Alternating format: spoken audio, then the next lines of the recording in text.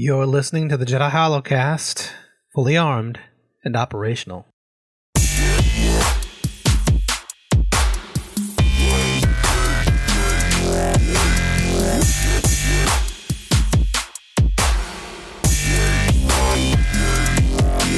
you in need of avenging, I'll be your fury. But if your review needs revenge, then no need to worry. I'm gonna take the last of your mutants and rebuild the nation. If you about to die for the third time, this some regeneration. But if you're lacking in facts, you got to be the rest. Because I'm tracking attacks like an angry Judge Dredd. Don't come trying to put me on blast or end up in traction. Find yourself in more casts than even Samuel Jackson. But if you're not an imposter, no need to warn you. If you wanna live long and prosper, got something for you. If your blackest night needs some light, then I'll shine above you. If you're frozen in carbonite, here comes someone who loves you.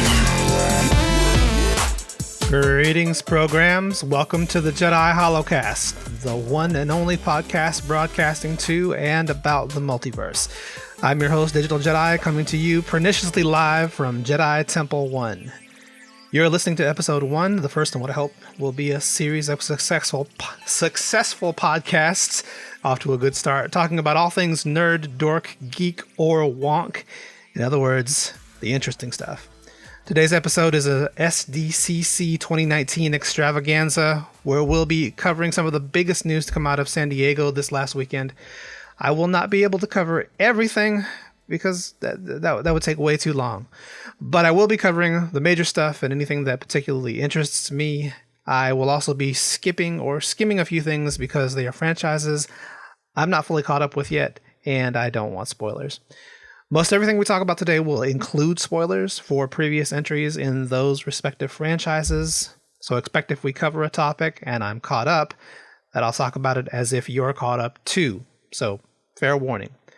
But I will try to include timestamps for each segment or where I see it's otherwise warranted. The show is broken up into 8 sections with a segment dedicated to a particular corner of fandom, starting with Amazing Fantasy, a rundown of recent news in the world of Marvel Entertainment, World's Finest, where we cover anything DC related, The Saga Continues, our special Star Wars Universe segment, Captain's Log, a look at the latest developments in the Star Trek franchise, Once Upon a Star, our Disney-related section that doesn't fit into the other Disney franchises, Multiplicity, which covers the sci-fi, fantasy, and superhero realms that don't fit anywhere else, and, at least for today, Drawn Together. Originally, I had planned for this section to be called Technically Awesome, which would include something in real-world science that was just, or at least I thought was just insanely cool and that demonstrated the blurring line between sci-fi and reality. But because this is an SDCC special, we'll be covering a couple of the interesting things in non-Disney animation that we got out of the con. And our final and 8th segment, Question Authority, where I will be answering your questions.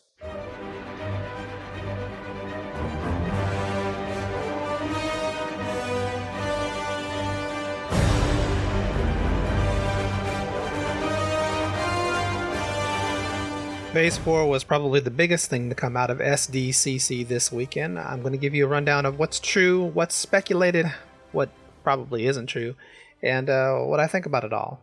What we know so far is that Phase 4 will be shorter than any previous phase at only 2 years, 2020 and 2021. They crammed a lot into these 2 years, but the lineup is nothing like we've gotten before. Because a lot of what we will be seeing will be limited series on the first ever streaming service of its kind, Disney+. There's a lot to process about this particular announcement, and a lot of people are doing individual videos on each announcement. I thought about doing the same thing. But I decided to try and break what happened at the Hall H panel into bite-sized chunks that maybe we can all remember with a little more clarity. So let's tackle in order of each announcement. November 6, 2020... the single most diverse film Marvel has ever produced, Eternals, has what has got to be one of the most impressive cast lineups of all of Phase 4. The comic book version of these characters is a bit similar to Inhumans in that they're aliens experimented on, aliens experimented on early proto-humans, resulting in the creation of a race of superhumans.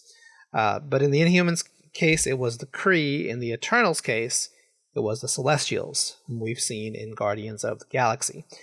In fact, the Kree got the idea from the Celestials in the comic book.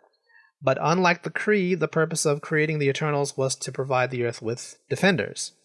They also ended up creating unstable versions of humanity, as you do, called the Deviants, who ended up becoming the major rivals of the Eternals, and from where we, in part, get Thanos. The Eternals has a type of mental bond with their bodies that prevents them from ever aging, from most forms of physical harm, disease, or even toxins. This works even when asleep or knocked out. They never tire. They can't even drown as long as they can maintain their mental hold. They can regenerate if badly damaged, and in fact, in the comics, some have been shown to even regenerate from molecular dispersal, as long as they're near the thing they call the machine, which some speculate to be the Earth itself. Apparently, they basically are all capable of the same power set through sheer concentration, but some just choose to focus on a few powers as a specialty. And their powers run the gamut, you name it. Super strength, telepathy, teleportation, flight. You name it, they can probably do it. They are one of the many godlike races of beings in the Marvel Universe. But one of their unique abilities is for a bunch of them to combine, like a much better Voltron, and form the Unimind. The Unimind is a powerful collective consciousness that has all the abilities and skills of the individuals who make up the composite being. So we know a little of that is going to be the same in the MCU versions, and we know a little has changed. At the panel, Richard Madden, who plays Icarus, specifically referred to them as a race of immortal aliens rather than offshoots of humanity. But he did also specify that they were sent here by the Celestials to protect the Earth from the Deviants. And this ties into some endgame concept art we saw where a young Thanos is with his family of Eternals. It looks, at least on the surface, like they're planning on maintaining a lot of the comic origins, including Thanos' origin. I believe the Red Skull referred to him as son of Alars in Endgame, Alars being the Eternal that's his father in the comics. Thanos being an Eternal Deviant hybrid. So not much changed there, which they really don't need to do with a comic property this well unknown. They could change as much as they wanted to, but it's Marvel. They actually like their source material. I really do want to talk about the cast of the Eternals just a little bit, because this cast has me the most hype for whatever reason. I really like the energy I was seeing in the Hall H panel. So briefly, I just want to knock out who's who and who's playing what in this film. So we've already established Madden is playing Icarus, Icarus being pretty close to the being, at least I think of as the Superman archetype in the group. He's got the flight, he's got the super speed, which he seems to be better at than most Eternals. But he's also got heat beams and energy shields and really, really great regenerative capabilities. He's the guy who came back from being molecularly dispersed in the comics. He strikes me as being the powerhouse of the group by either being more adept at some Eternal disciplines or reasonably adept at more than just a few. Next up, we have Lauren Ridloff as Makari. This is the first deaf actress they've ever cast in the MCU, only the second film to have any black female heroes that I can remember. I'm amused by the people that think this is a diversity box check, since, what would be the other way of introducing diversity into the MCU? You either hire them or you don't. Kind of only works one way.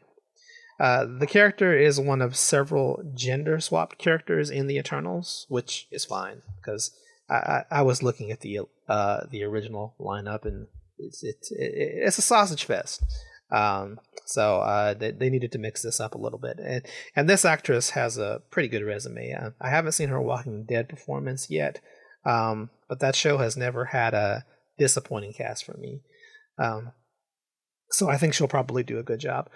Makari has all the base powers of the other Eternals, but his specialty is speed. He likes to run fast and likes to make fast vehicles. So it will be interesting to have a permanent speedster in the MCU since, well, you know. I've seen a lot of people saying that just because the actress is deaf doesn't mean the hero is, but that's not really how that works. At least according to one source I read, Ridloff was born deaf, so that's not something they could easily pretend wasn't true. No, nor really should they. A blind actor isn't going to pretend he isn't blind. And the whole point of representation is to, represent it. But they literally referred to her as the first deaf superhero in the MCU at Comic-Con, so that was never really how that was going to go. So what we have here is our first deaf speedster, and I think that already adds a certain dynamic that makes this film sound more interesting to me. Next up, we have stand-up comedian Kumail Nanjiani as Kingo. I don't know Nanjiani's work real well, but I am familiar with him as a comedian. I like comedians as actors. And he's playing a character who's got all the eternal powers, but prefers to use his training as a skilled samurai. He has a sword that can cut through anything. He is a huge action hero in Japanese film. Because of this, Kingo is usually depicted as appearing Japanese, and instead Nanjiani is Pakistani, which, still Asia. But I imagine they're eschewing the Japanese action star this time around. But who knows, maybe they'll make him a Middle Eastern action star of some kind. Brian Tyree Henry is playing Phastos. So far, the only superhero cred I can find for Henry is this guy, Jefferson Davis, in Into the Spider-Verse. So kind of a newcomer here. Really everyone on this cast is. But outside of that, he's far from being new to the acting game. He's just not been in the types of genre I watch.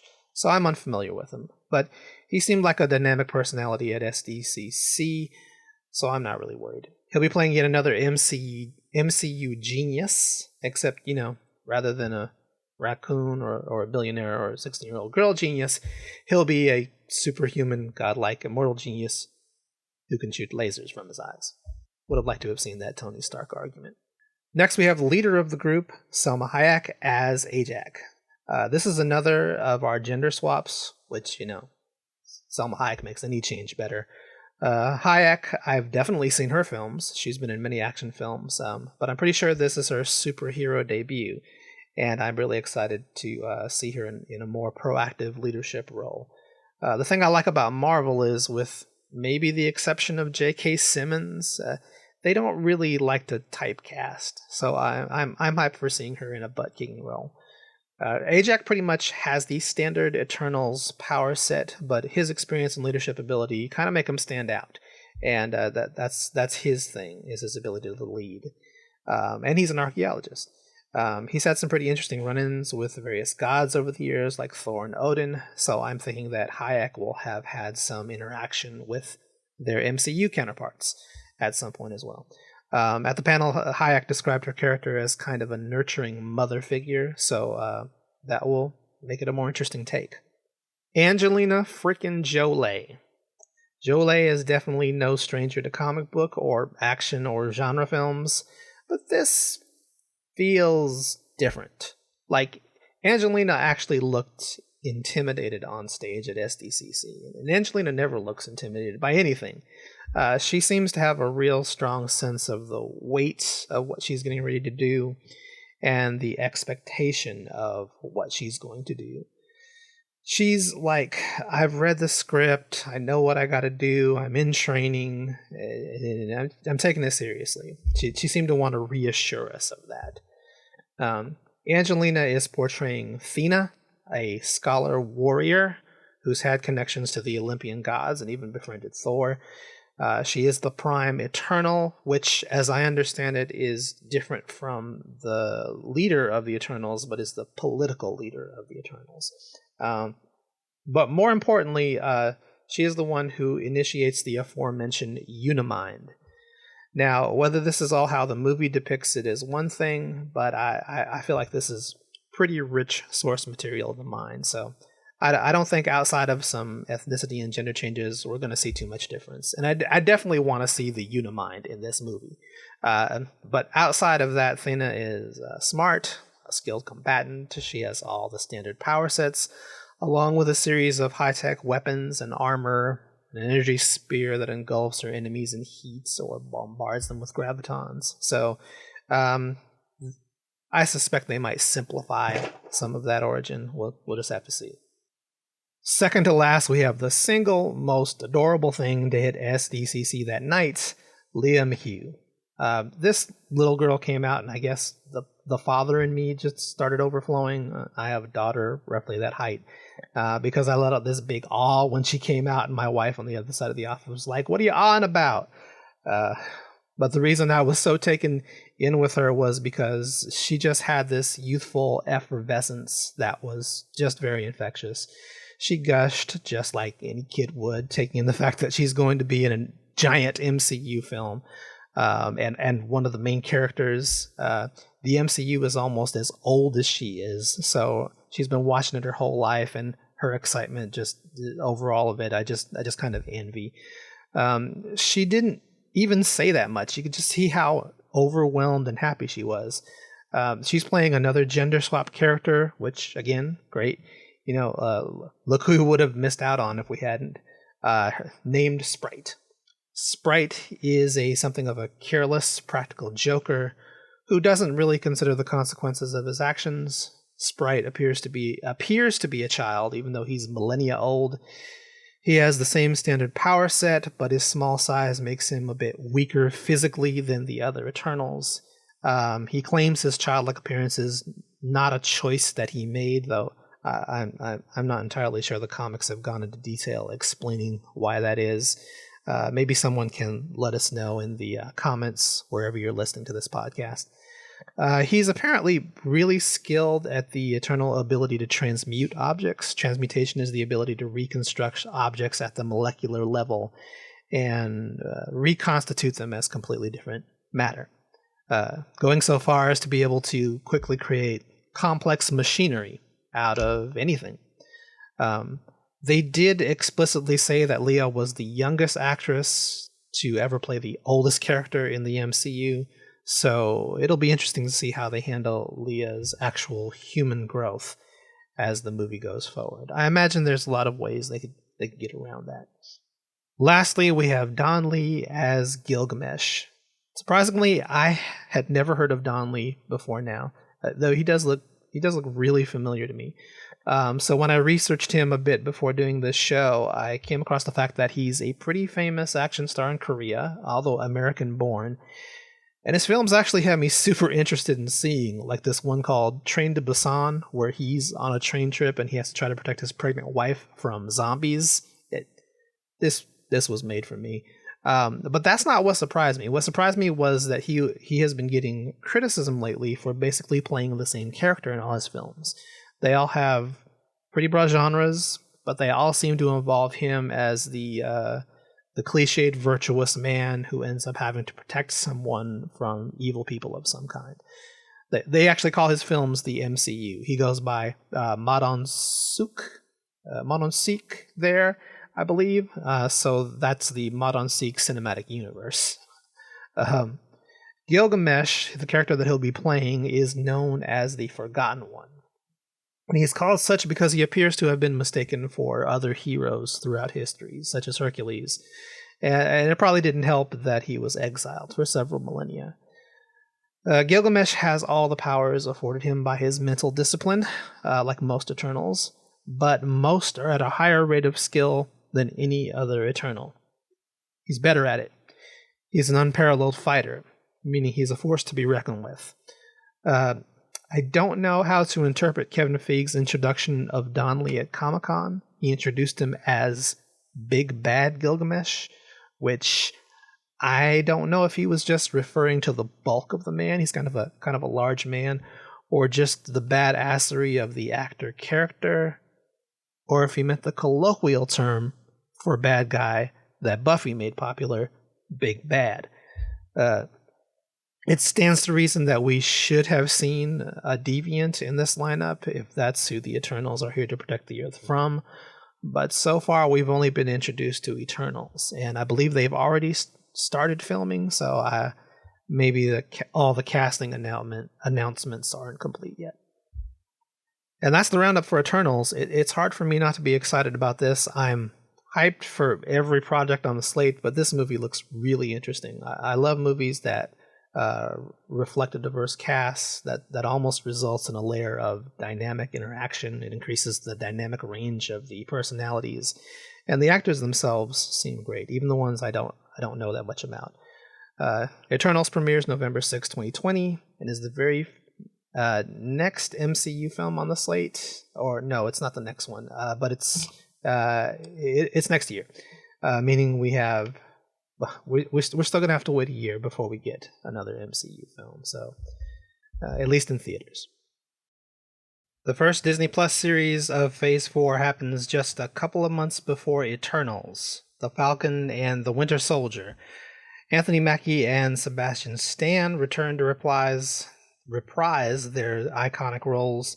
As everyone who saw Endgame, or at least knows by now, the Falcon will be the next Captain America, now that the world seems to think Cap is dead. The series takes place after Endgame, so this 6-episode limited series is expected to chronicle his foray into trying to fill Cap's shoes. And Bucky is apparently there to drive him insane. Or maybe that's what Stan is doing to Mackie. I'm not really sure where some of these MCU actors start and their characters begin. Thanks to an interruption on the panel, we know that Daniel Bruhl will be returning as Zemo. And this time, he's not just some emotionally damaged smart guy seeking revenge, but an emotionally damaged smart guy seeking revenge in a comic-accurate ski mask. Emily Van Camp is returning as Sharon Carter, which, yeah, I feel like there's going to be a lot of awkward conversations to follow. The Falcon and the Winter Soldier premieres on Disney Plus in August of 2020. Shang-Chi and the Legend of the Ten Rings. Feig made a point of reminding everyone that the Ten Rings has been lurking around the MCU since the beginning. The Ten Rings is the terrorist group Obadiah Stane hired to kidnap Tony Stark. The Ten Rings helped out Whiplash in Iron Man 2. A fake Mandarin leader turned up in Iron Man 3. A Ten Rings tattoo can be seen on a buyer for the Yellow Jacket suit in Ant-Man. And the Ten Rings had the imposter Mandarin, Trevor, kidnapped from his prison because the true Mandarin was very, very, very unhappy with his performance. A lot of people were mad about that, but I loved Ben Kingsley's performance. That was in All Hail the King, the Marvel one-shot. So Shang-Chi and the Legends of the Ten Rings will see the first appearance of the true Mandarin, a villain who's been referenced longer than Thanos in the MCU. Virtually no one was on hand for the Shang-Chi panel, only the director Destin Daniel Cretton and the Shang-Chi actor Simu Liu himself were on hand. Co-stars Tony Leung and Awkwafina were only introduced in photos. That might have something to do with the fact that Simu Liu, I'm not sure if I'm pronouncing his name right, was cast, at least according to him, literally 4 days before the panel. He has just a few acting credits to his gig, a few acting gigs to his credit, excuse me, but he's pretty much unknown in these circles. So he only had 4 days from being an unknown to being on one of the biggest Hall H panels of SDCC. So big ups to him for handling that. And big ups to director Destin Cretton. He said at the time that at the panel that he came from a small town in Maui that had a population about the size of the crowd in Hall H. So he's also making a huge jump in notoriety with this film, and that's got to be intimidating for both of them. So that's great to see. What we know so far about the film is that acting legend Tony Leung will be the Mandarin. As I understand it, this will be the first Hollywood film that he has made. With Awkwafina, she has to be in it, in an unknown role as of this recording. The speculation so far, but was not confirmed at Hall H, is that the Mandarin will be Shang-Chi's father in this iteration. In the comics, Shang-Chi is a martial arts master of mixed heritage. His mother is white, and his father was a Chinese criminal mastermind, Fu Manchu. Now, Fu Manchu is a public domain character, so there was no issue using him in that sense in a feature film. The problem is he's a despised racial stereotype among the Asian community. He was invented by a British author in the early 20th century. Legend has it that he created the character after asking a Ouija board, "What is the greatest threat to the white man?" And it spelled out Chinaman. So that story may be apocryphal, but nevertheless, a Sax Rohmer went on to create the character without any understanding of Chinese culture and presumably even less research. So perpetuating the so-called yellow peril fear of that era, where this was the Asians who these were the Asians who everyone was afraid was going to take over the world at some point. So interesting how that never happened. It took 90 years to just get an all-Asian superhero movie in this country, so, go fig. So with that kind of baggage, they're obviously going to retcon Shang-Chi's origin. It seems like a good bet the Mandarin would be his father in order to fit the mold of the original stories without the more racially problematic aspects. The Mandarin had some issues with his characterization in the past too, but for one, most Asian people probably don't know or care about that aspect of his character, and he wasn't anywhere near as problematic that he can't get a more racially appropriate makeover. Honestly, I actually didn't know the Mandarin was Asian until recently. I guess Asians are hard for white people to draw. I don't know. But I'm glad they're going for what they're going for here is an attempt to do for the Asian community with Shang-Chi what they did for the black community with Black Panther. Yeah. And it seems even some African nationals were really happy with the depiction as well. At least the ones that I watched reacting to the trailer and going to the premiere on YouTube. I like different. I like when stereotypes are shattered and pushed against. That plays into my desire to see new things. So Black Panther meant a lot to me for that reason, and I think as this develops, I'm going to feel the same way about Shang-Chi. Also, I love Kung Fu. The movies, anyway. And as an MCU Kung Fu movie, I mean, come on, man. Shalom. I'm beyond happy about this. Now, I don't know what to expect in the way of otherworldliness that every Marvel film has had so far. There's always an element of this is not the real world. This is not your normal heist adventure spy film. So I don't know if they'll include Shang-Chi's ability to duplicate himself. That's not a power he's always had, but I wouldn't mind it. Just a little Naruto reference there. Shang-Chi and the Legends of the Ten Rings is scheduled to premiere February 12th of 2021. At some point I'm going to process that Liz Olsen is the kid sister of the Olsen twins. That will not be today. The WandaVision limited series will explore the relationship of Vision and the Scarlet Witch, but from Wanda's point of view. The series is expected to flesh out the character of the Scarlet Witch and prep her for her follow-up appearance in the next Doctor Strange film.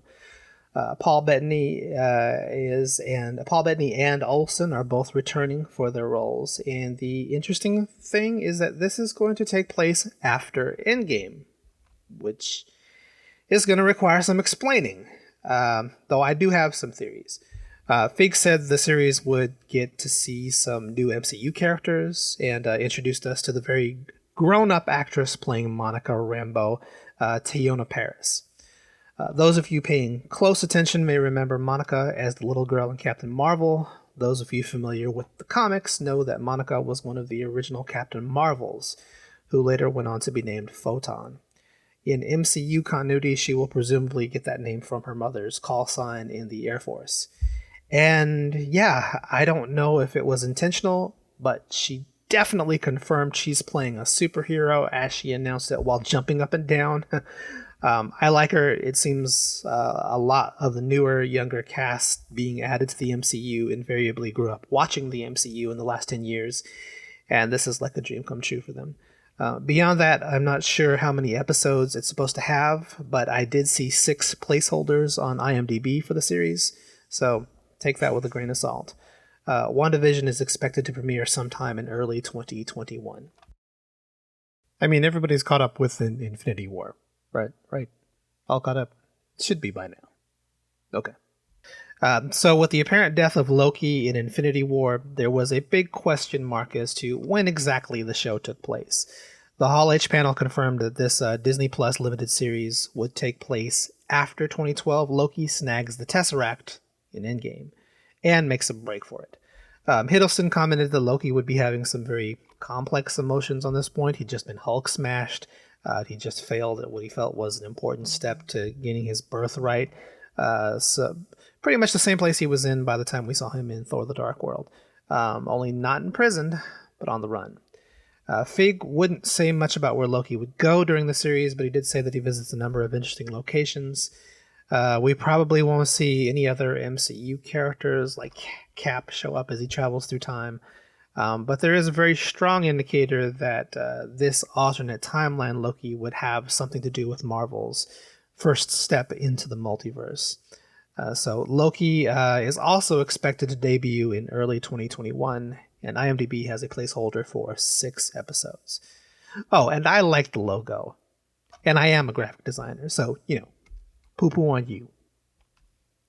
Just because Quentin Beck makes up lies about the multiverse doesn't mean it isn't real.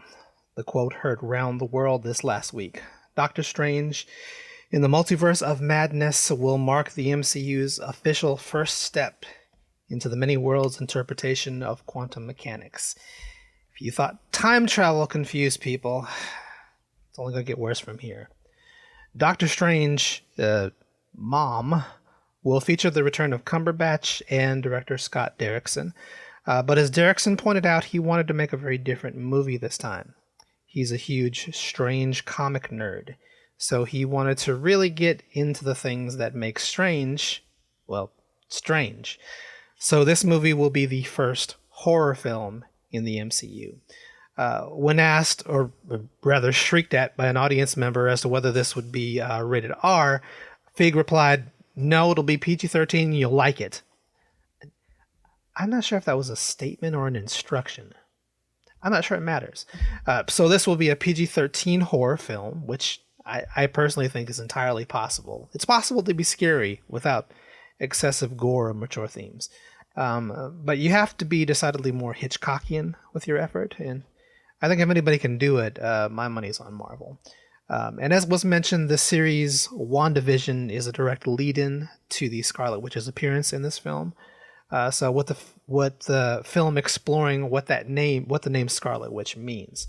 A potential spoiler Elizabeth Olsen may or may not have dropped is that the connectivity of the Disney Plus series to the Strange feature film is the way of the future of the MCU. But she kind of caveated that statement by suggesting she's only speculating and that she literally doesn't know anything. Honestly, so many of these accidents that happen with the MCU cast is not accidental. I never can tell with complete certainty every time. Doctor Strange in the Multiverse of Madness is expected to be released on May 7th, 2021. Marvel's first MCU set animated series will be based on the What If series of comics that so many of us are familiar with, but some of you may not be. And I've been noticing some comments around the series that kind of reflect that you might have a misunderstanding of what this series is supposed to be. So let me try and clarify any confusion. One of the most common comparisons to What If is DC's Elseworlds.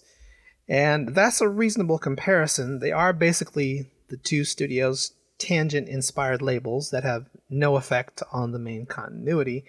But Elseworlds is a different thing conceptually, and I've noticed a lot of people kind of talking about What If as if it basically works the same way, and it doesn't. Marvel's What Ifs take a specific thing that happened in continuity and ask what would happen if a different choice was made, if a different path was taken, if a different event unfolded. Then, at that point of divergence, the story is about the consequences of that difference.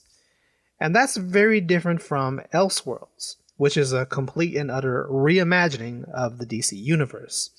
So, where Elseworlds might ask what a Batman might look like if it was the Civil War and Bruce Wayne was an agent sent by President Lincoln to investigate weapons being smuggled into the Confederates out of the Old West, a Marvel What If would take something that actually happened in the comics, like when Silver Surfer came this close to snatching the Infinity Gauntlet off Thanos' hand and missed. It will ask, well, what if he didn't miss? How would that story have played out if he actually got the gauntlet and decided to keep it? So that's what this series would ostensibly be about, and why it needs to be animated. Because even if you can't get like Robert Downey Jr. or Chris Evans to reprise any of the roles, you can still tell stories that involve them and the results of the Infinity Saga if different roads had been taken. So, for example, you could ask, what if Thor had aimed for the head? What if Hydra succeeded in destroying 2/3 of the population? What if the Hulk never existed? Now, these aren't necessarily going to be the actual things that they do, but they're examples of what a what if is supposed to be, and why they're using so many of the original voice actors where they can, not just pulling a Joaquin Phoenix's Joker and calling it a day. The stories are entirely based on the MCU, just like the comics were entirely dependent on Marvel Comics' main continuity. And who knows, maybe this will affect the multiverse in some way. Jeffrey Wright is voicing Uatu, the Watcher, who was the host of the What If comics. The premise is that since he watches everything that happens, he's privy to many of the consequences of things had different decisions been made or had things gone wrong. Now, since SDCC, Feig has teased that at least one of the what-ifs will be what if Peggy Carter had been given the super soldier serum instead, which I think is a great idea and might actually be from the comic somewhere. I feel like there's at least one alternate reality where Captain America was Carter, but I can't quite remember. No, we're going to see a lot of cast members return to do the voices for this, so let me run down the names real quick. And this might give you a bit of an idea what the what if stories might entail. So we have Paul Rudd, Michael Douglas, Chadwick Boseman, Michael B. Jordan, Sebastian Stan, Haley Atwell, Toby Jones, that's Arnim Zola, Neil McDonough, that was Dum Dum Dugan, Karen Gillan, Sean Gunn, Michael Rooker, Jamon Honso, Chris Hemsworth, Tom Hiddleston, Natalie Portman, Taika Waititi, and Jeff Goldblum. Taika, actually, have I heard anybody say that name out loud yet? I think that's right. Expect What If to premiere in the summer of 2021 on Disney+. No word on how many episodes that's supposed to be either. I feel like that's a series that could easily be ongoing. Jeremy Renner finally gets the spotlight in his own limited series on Disney+. There is not much to say about this one. Renner didn't take the stage for very long. All we know is that Kate Bishop, Clint's protege from the comics, will be part of the series. I don't know who's playing her. It looks like she was actually seen in the footage shown at SDCC, but unless you were actually in Hall H, I have no idea if we actually saw her face or how she was portrayed there. We just know that she's going to be there. In addition, while reports say that the series also takes place after Endgame, Feig said that the series would also give us a look at Clint during the Ronin years. So expect Hawkeye to come to Disney Plus the fall of 2021. IMDb has a placeholder for 8 episodes. One of the most exciting and needlessly controversial announcements of the night was Thor: Love and Thunder. We got confirmation of stuff we kinda already knew, such as Valkyrie officially being King of Asgard, the fact that she's looking for a queen, the fact that Thor is still the main character, despite his apparently joining the Guardians. But by far the biggest news is Waititi decided to adapt The Mighty Thor by Jason Aaron, where we got Jane Foster as Thor. Not Lady Thor, Thor. Not the female Thor, but the Mighty Thor. Now that original story saw Thor going off on his own stories as he became unworthy of wielding the hammer, but that element of the story has already kind of happened in the last Thor, in the last movie Thor was in, and that was the time-displaced Mjolnir was the time-displaced Mjolnir was returned to its original era, so there isn't a hammer to wield in present day. So Jane must get the hammer some other way. My sense is because the film is happening after a number of multiverse debacles that we could easily get a duplicate hammer with the same enchantment, or Ichiri, presuming his hands were restored somehow, could just fix it. We'll just have to see. And don't get too caught up in those stills of Portman awkwardly holding the hammer like she's uncomfortable. Those were very select frames from the event designed to make it look like she wasn't happy to be there. Watch the footage and you can see she's all smiles and having a good time with the audience. Thor Love and Thunder will hit theaters on November 5th, 2021. So I misspoke earlier. The next big film to come out of Marvel Studios doesn't come out until May of 2020. And this is another one of those films with additional star power that wasn't already part of the main MCU. Aside from Scarlett Johansson, who was a major star in her own right long before joining Iron Man. So let's break that down super quick, since I spent so much time with the Eternals. David Harbour of Stranger Things fame will be playing the Red Guardian. The Red Guardian was the Russians' answer to the Super Soldier program that created Captain America. Harbour will be playing the second incarnation of that character, Alexei Shostakov. In the comics, he was a skilled fighter pilot who was married to Natasha before they both became Soviet agents. No super soldier serum created him, but he was highly trained by the Soviets in martial arts combat and was given a shield that could return to him magnetically, emulating some of the things Cap could do as a result of the serum. Shostakov was also one of many Marvel characters to go by the name Ronin, for some reason. There's been a lot of Ronins, so I don't know if maybe that will come up, but it'd be funny. Florence Pugh will be Yelena Belova, aka that other Black Widow. Fans of the comics will recognize the blonde version of Black Widow, who was trained in the same specializations and the same Red Room as Natasha.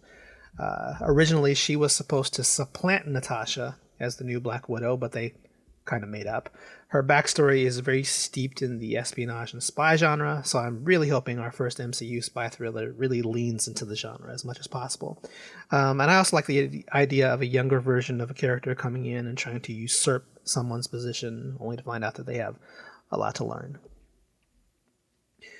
You probably didn't recognize O.T. Fagbenli. I know I didn't, but that's Offred's husband from The Handmaid's Tale. I have no idea who his character Mason is supposed to be, if anyone, from the comics. There doesn't appear to be any info on that other than he's an old flame of Natasha's when they were with S.H.I.E.L.D.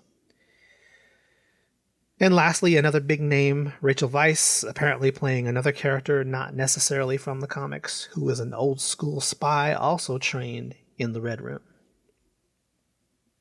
Much like the Eternals panel, this was a lot of the cast's first Comic-Con. This cast seems to be predominantly foreign actors, which looks like a lean into the international espionage thing I was talking about. I have good feelings about it. If you're wondering when this takes place on the timeline, it's between Infinity War and Civil War, confirming that is indeed a prequel. We'll also maybe get more insights into what happened in Budapest that's so significant to her. Which would make me think that Hawkeye should be involved, maybe in a flashback, but that's speculation. Don't quote me unless I turn out to be right. I should put that on a coffee mug. We don't get to see our girl scissor flip anyone again until May 1st of 2020. So the biggest, best kept secret at the Phase 4 announcement was the introduction of Blade into the MCU. I'm having some problems with this movie, not with the movie itself, not with the casting. I think Mahershala Ali is a fantastic choice. I had no expectation that anyone would ask Wesley Snipes to play anything ever again. No, my problem comes from Feige saying that it's in Phase 5, because he also said it wasn't. So let me explain. My issue comes from the Collider interview after the panel where they ask Feige if Blade is part of Phase 4 or Phase 5. And Feige is quoted as saying this.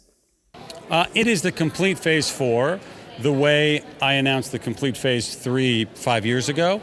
Things can move, things can change as they did if you go back and look at what we talked about 5 years ago for Phase 3. But we've been working on this for quite a while and it's pretty set. but there are always changes possible. That's literally not confirmation of it being Phase 5. And the thing that drove me crazy was everyone was using this Collider quote as evidence that Blade wasn't part of Phase 4, regardless of the fact that it doesn't say that. And for a couple of days, that drove me crazy. So while prepping for this episode, I went and I double-checked and I played the video and I kept rewinding the quote to see if maybe I was missing context. And no, it didn't in any way confirm that it was Phase 5. And then I did the one thing I hadn't done yet, let the video finish playing. Is Blade in Phase 4? No. Why didn't she freaking use that part? That was the confirmation part, not the part you were using. Why didn't anyone use that part? So that's fine. The thing is, I still have some questions. Later that day, Feig was talking to MTV News about whether or not they should announce Phase 4 or Phase 5 at the same time, and he said this. We debated what we should announce today. Should we announce 4 and 5? We've planned them out. We've got 5 years down the road. And I was like, I think 11 projects in 2 years is plenty. It's only 11 projects if you include Blade. So I'm curious which of these is Feig misspeaking or being unclear about. Either he didn't mean to say 11, or he misheard the question as Phase 5 instead of Phase 4. My inclination is the latter, just because he seemed so clear about what he introduced on screen as what's part of Phase 4. That Blade logo was shown on screen, but I guess we'll see. Also, another thing that's bugging me a little bit, because if you're familiar with me at all, you know how I'm bugged by misinformation. I don't know how clear we can make this for people. How much clearer? The Defenders, Agents of S.H.I.E.L.D., Runaways, Peggy Carter, Cloak and Dagger, even Inhumans all take place in the MCU. That is how each one was announced. There has been no official announcement changing that. Your perception of how things are not how they officially are.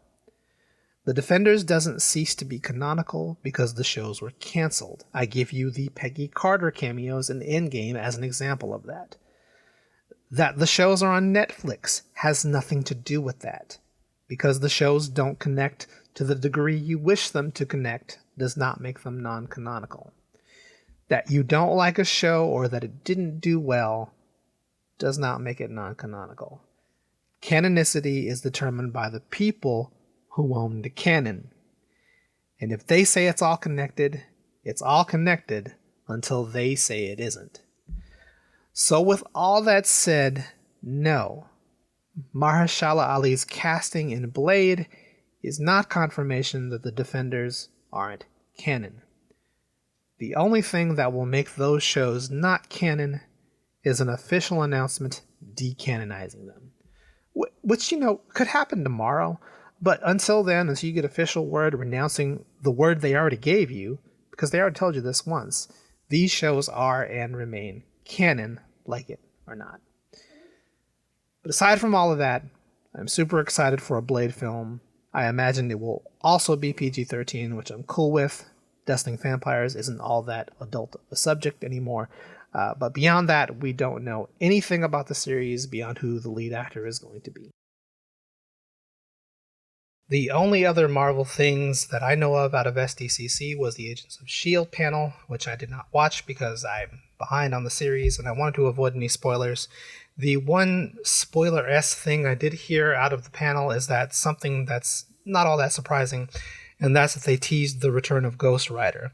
The reason this is not at all surprising is that Marvel had already announced that Ghost Rider was one of the 2 MCU shows coming to Hulu in 2020, with Gabriel Luna returning to the role of Robbie Reyes from his Agents of S.H.I.E.L.D. guest appearance. In addition, Marvel is bringing Hellstrom to a Hulu TV series that same year, and from everything I've read, it looks like they're going to maintain the MCU approach to the supernatural, where nothing really is supernatural. It's just science that's way, way beyond our current understanding. The bad news is we're not getting an AOS Season 8. I was kind of hoping we'd get at least 9 out of the series, but Agents of S.H.I.E.L.D. is their most successful series by far, and it's great that they didn't cancel the show until after assuring us the next couple of years. And who knows, with all of the unusual things happening over at Marvel, I, in my personal opinion, think we haven't seen the last of the Agents of S.H.I.E.L.D. just yet. So without a doubt, the biggest news to come out of SDCC was Marvel dominating the spotlight, and with good reason. Marvel never seems to disappoint when it comes to getting you hyped for new projects.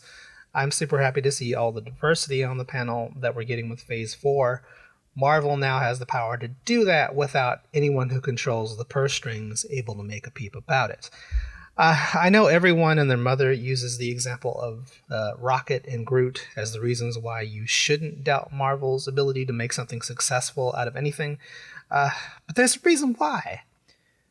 Because they are a raccoon and a tree. Two things they don't usually make movies out of.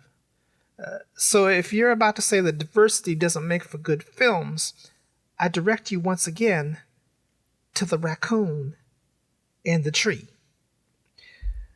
I know there's a bunch of people right now losing their lip biscuits over the fact that Marvel is forcing diversity down their throats. Yeah, it's too bad for you. Because I've said elsewhere, it took 30 to 40 years before we started seeing people of color in comic books. Each time it happened, it was a deliberate decision to introduce diversity into a non-diverse medium. Diversity is forced because left to its own devices, it doesn't happen. It's not like the rain. You don't get black people in your movie because the weather calls for it. Women don't drop out of the sky on the set the day you start casting. You have to make that decision. And it in no way, shape, or form precludes the story being good. Like, why would it do that? That's not how anything works. If anything, diversity makes movies really better. And for those of you saying it's tokenization, that's also not how that works. You can't have a bunch of tokens. It's not an arcade. The expression means you only have one person to try to deflect criticism, or you only make non-important gestures. You can't have a cast of tokens. If you keep calling Jane Foster's Thor a token, you're basically doing what Cartman did when he dreamed he was the last white person on Earth, but still thought everyone else was a minority. That's not what the word means. In the event, I'm so glad to see diversity on the screen. Behind the screen, we have a whole bunch of diverse new directors making the next set of MCU stuff. New voices from different backgrounds means we'll be getting fresh material. And like I said, diversity plays into my desire to experience new things. I don't like homogeny, and American pop culture has had a history of keeping things a little samey, a little safe. So while some might not get that this is a big deal because it doesn't speak to their particular culture, that's why it does for me. And technically speaking, I'm half Mexican, so seeing Salma Hayek and some of the other Latino characters on screen, I have a little more understanding about the cultural aspect. But since I grew up in a very Americanized household, I don't speak Spanish, so I kind of identified with a lot of white characters I saw over the years. But I also have always been drawn to female characters. They've always been my favorite. Whenever they smurf-edited a show, I always was the first to see and fall in love with the interpretation. Anything from Bionic Woman to She-Ra to Xena and Buffy, I've been there all along the way. So I'm really glad to see more women on screen because, I'm kind of a fan of them. I like them so much I married one. With that said, Feig only hinted that he didn't have enough time to talk about the Fantastic Four and the X-Men, which the media outlets have all interpreted to definitely mean they will be in Phase 5. I'm not that convinced. It seems a little soon for me. I was expecting 5 years down the road, at least before we even got an announcement, but I guess 2 years is plenty of time to make plans. One of the things Feig said before the Fox-Disney merger was finalized was that he didn't have any plans for the two properties, that the whole thing was a higher-ups thing, and that he wasn't really informed of the process, and that they already had a lot of plans already in effect. So I'm curious as to how much of that would have changed as a result of the deal being finalized. Just how much were they unofficially working on it, considering they legally couldn't do anything with the properties until a few months ago. I know that's there's weird legal restrictions in the industry about what you can actually work on and why and where. I don't fully understand it, but I just feel like they only really had the opportunity to actually sit down and start making actual decisions on these properties until a few months ago. I want to remain cautiously optimistic. I want the F4 and X-Men in the MCU as much as you do, but I know this stuff doesn't happen easily, or what I consider quickly. I know we'll see it sooner or later. I just wasn't expecting it in the next 4 years. But I'll be happy if it's true.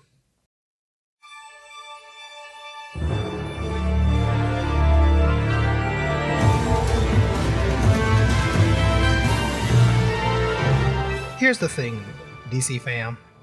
Can I call you DC fam?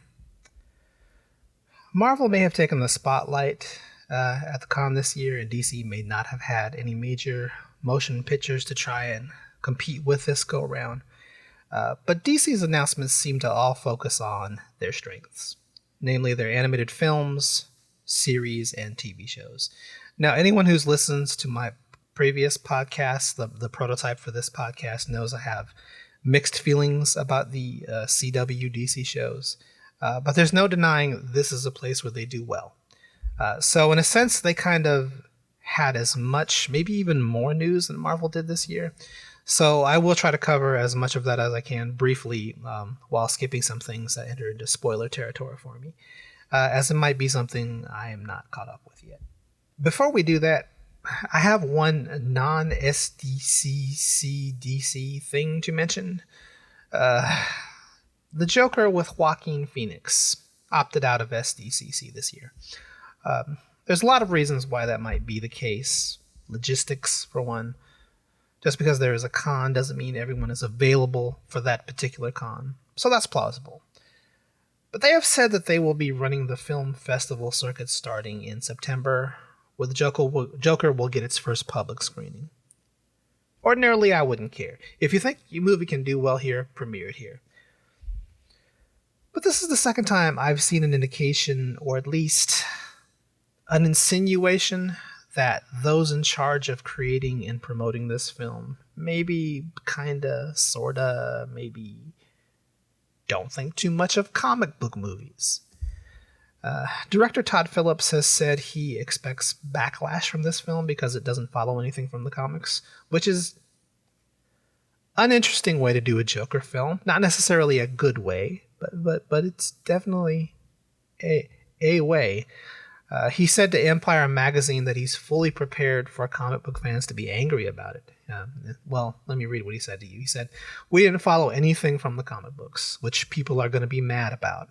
We just wrote our own version of where a guy like Joker might come from. That's what was interesting to me. We're not even doing Joker, but the story of becoming Joker. It's about this man." Not really sure what that means. Maybe I'm reading too much into it. There are a lot of ways to do a comic book movie. Comics are flexible. Superheroes and villains are flexible. You can tell a dark tale. You can tell a love story. You can tell a heist movie, or an adventure film, or a sci-fi or fantasy epic. You can do a kung fu movie. You can set the film in any time period or any planet or with any kind of character. You can play it grounded, or you can go full-on superpowers extravaganza. But one of the ways I didn't think you could do a comic book movie was by ignoring the comics, or comic fans, or trying really hard to aim for award season. It seems like you might be forgetting who actually goes to see these kind of movies and what's expected from them. Now, I don't think you can't tell a completely Elseworlds tale. In fact, one of my favorite series is a line from DC called Tangent, where they take all of their DC properties, their most biggest names, and they reimagine them using only their names as the familiar aspect. Everything else about the characters are changed. Everything else is completely new. And it works. It's exciting because it's still connected to its source material in a way. It's still kind of paying homage to something you know. The Joker is really starting to feel like it's trying to be its own film, but without connecting to its source material in a meaningful way. which is weird to me. I'm not saying no one will go see it. I'm not saying it won't do well. But it feels like a bad precedent. It feels like it could give Warner Brothers the wrong idea, yet again, about what direction they should take with their DC movies. I just want them to be consistent. I just want to see them try to build their universe with a cohesive direction. Make it dark, make it different from Marvel. Do whatever it is you want to do, but make a decision and stick to it. Learn from your mistakes, don't react to them. Pick a direction and go with it. Don't try to copy Marvel's movies. Try to copy their template for creating the universe. Those are two different things. I think if they did this, they'd do a lot better theatrically. They generate a lot more anticipation and buzz. But instead, people seem, at least in my view, split over a movie that hasn't even come out yet. The Joker premieres for general audiences in the US on October 4th of this year. So let's talk about Batwoman. We got one of those themed teaser trailers which seemingly people lost their minds over, and not in a good way.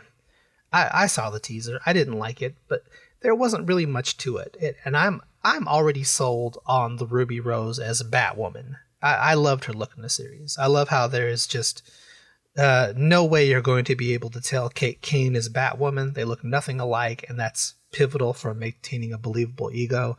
Unlike Arrow, which I wasn't really buying the grease paint or even the whatever you call it, the domino mask.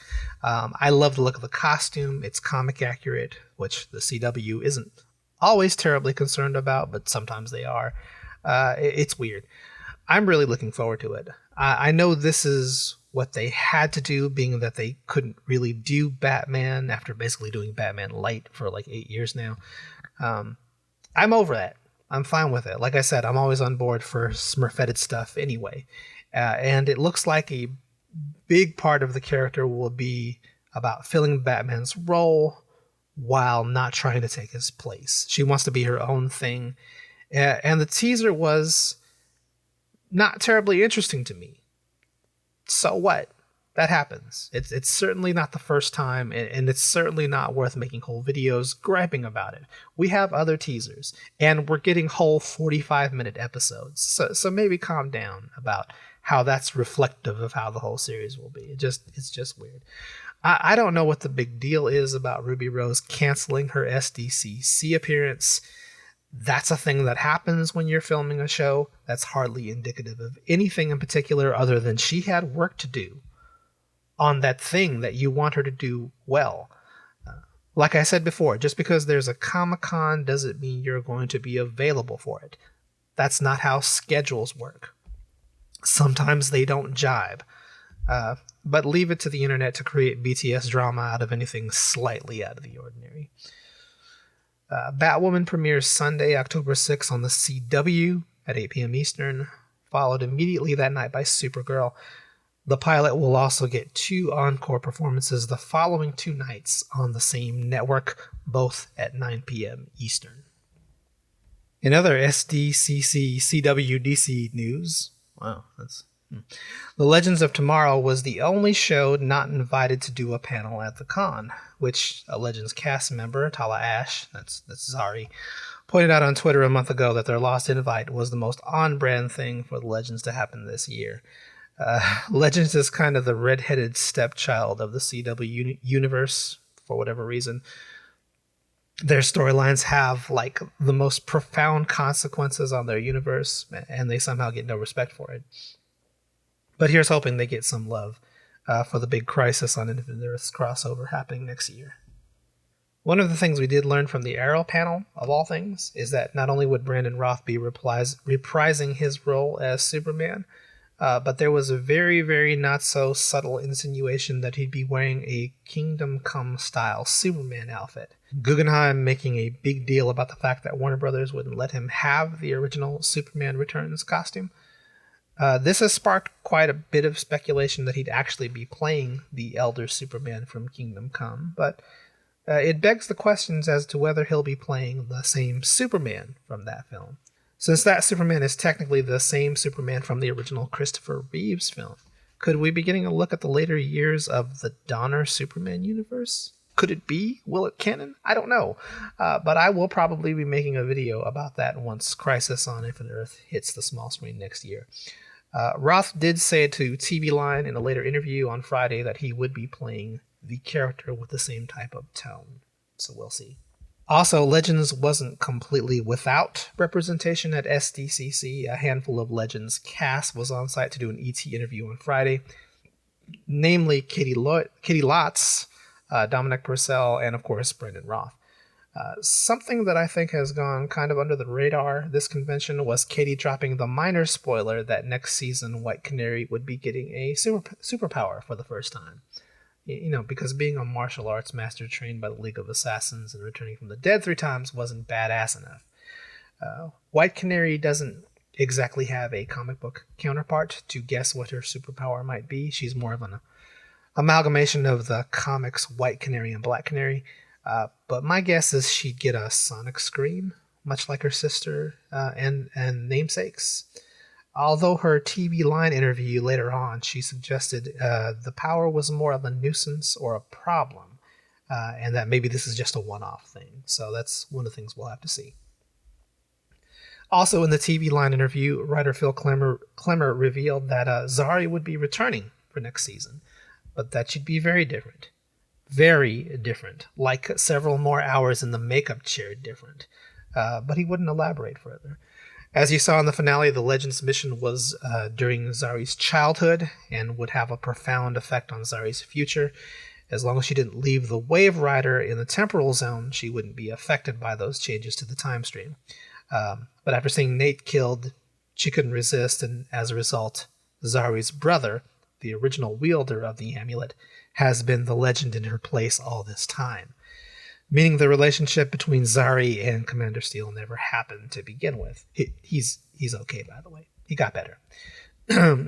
What these extra makeup hours mean is going to be very interesting, but I'd really like to see her character back. Mighty Isis, which is who Zari is loosely based on, was one of my favorite heroes as a kid. She had a TV show. You might have seen her on the DC Universe when she crossed over with the 70s Flash TV show. So I will miss the character, but hopefully she's not too different. Oh crap, she's actually going to be. I forgot I read that earlier today. Not sure the exact date Legends of Tomorrow returns, but it's supposed to be a mid-season release, so don't expect it until early 2020, possibly January, according to my research. Because of the late date of the premiere and because of some Flash news, which I'll get to later, don't expect Crisis on Infinite Earths to start until about that time, because a Legends episode is one of the 5 shows participating. The Arrow panel got emotional this year, for good reason, with the primary cast using this as an opportunity to say their farewells to their fans on a more personal level. ML clearly did his best not to break up on several occasions. Despite my love-hate relationship with this show, I can see it meant a lot to a lot of people, not the least of which was the cast. And it was a fitting tribute to a show that really did do a lot to make superhero shows the force to be reckoned with that they are in modern times. Not much was given away for the final season other than this bit of news, which isn't being too widely reported. Diggle's son, John Jr., has been cast as an adult for the Flash Forwards. Charlie Barnett from Russian Doll will be playing him. Mark Guggenheim suggested that he has a unique costume that might not be what we are expecting to see. So I actually look forward to. I actually like the Flash Forwards in Arrow. If you've read some of my seen some of my prototype podcasts. You know that I had issues with the constant flashbacks on Arrow and how they made me want to jump out of a window. But the flash forwards I've been enjoying, and I enjoy the Ollie and Felicity's daughter in this role.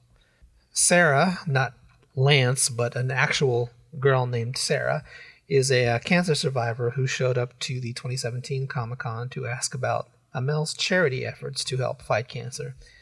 Amel leaped off the stage to give her a necklace a friend made for him, and told her to bring it back next year to give it back to him.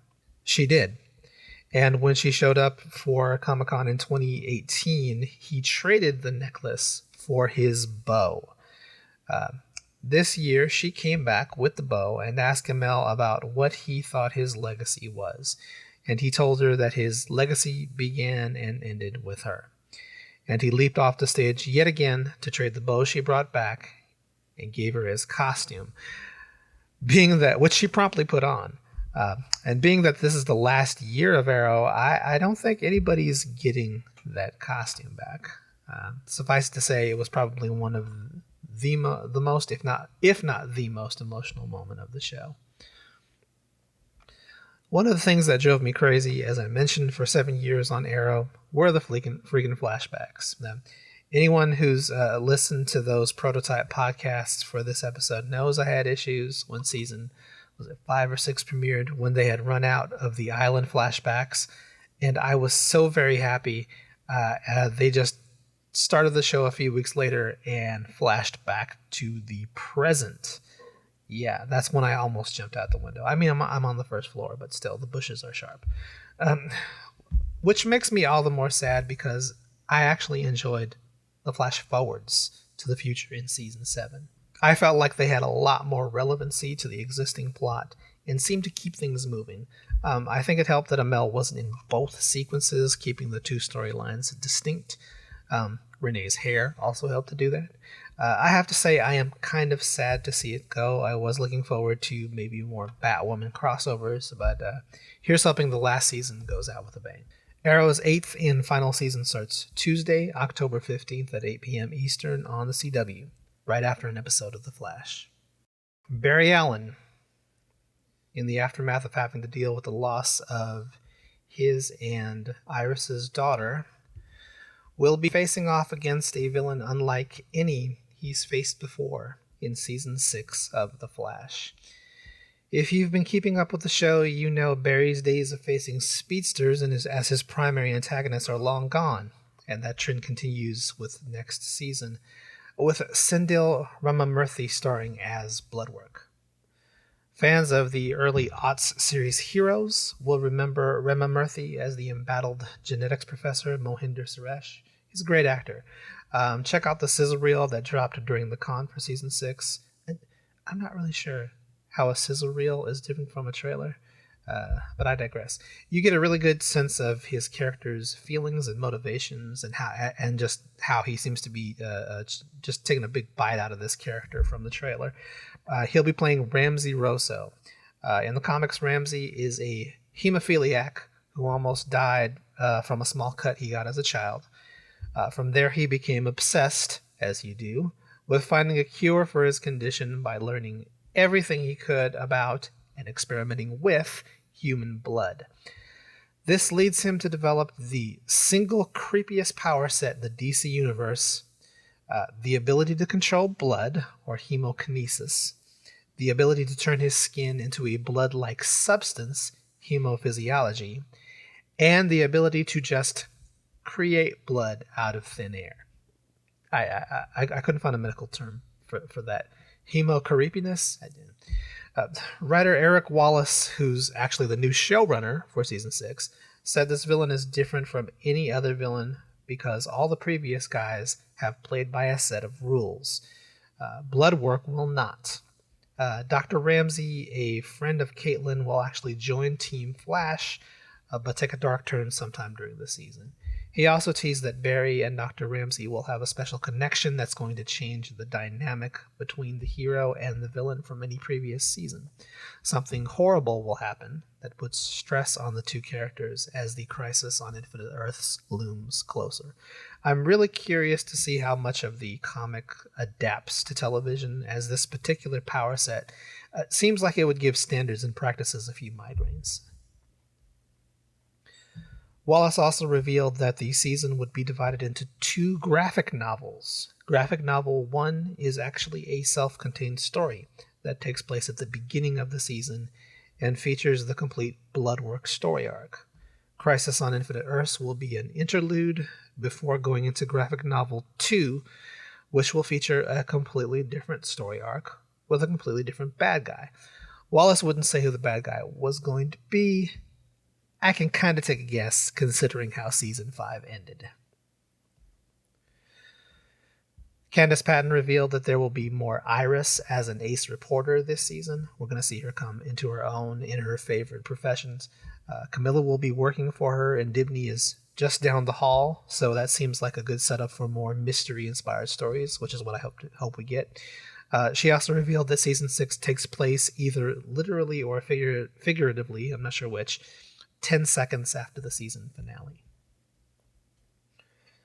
Tom Cavanaugh revealed that we will be getting a new Wells iteration, and this version is more, and I quote, sensual this go-round. And he made the audience say that several times. This time he's something of an adventurer and swashbuckler, but other than that he didn't say more and wouldn't give us any idea what the new accent might be. Wells is probably, Tom Cavanaugh is probably the best part of this show. Hartley Sawyer also confirmed that the Dearborn file we saw in the closing moments of the finale would eventually lead Dibney to the character we know from the comics as Sue Dearborn, the maiden name of the woman that becomes Dibney's wife. But beyond that, anything else was considered spoilers, and they wouldn't tell us. And maybe the biggest news, at least to me, was that Wells will not only be playing the two different Wells, rather Cavanaugh will not only be playing two different versions of Wells, as he usually does, but that he will be playing in the Infinite Earths crossover the comic character Pariah. Pariah was essential to the original Crisis on Infinite Earths, as he was the scientist responsible for the Anti-Monitor, the Monitor's evil counterpart, discovering that there were multiple realities, and he began destroying as many as he could.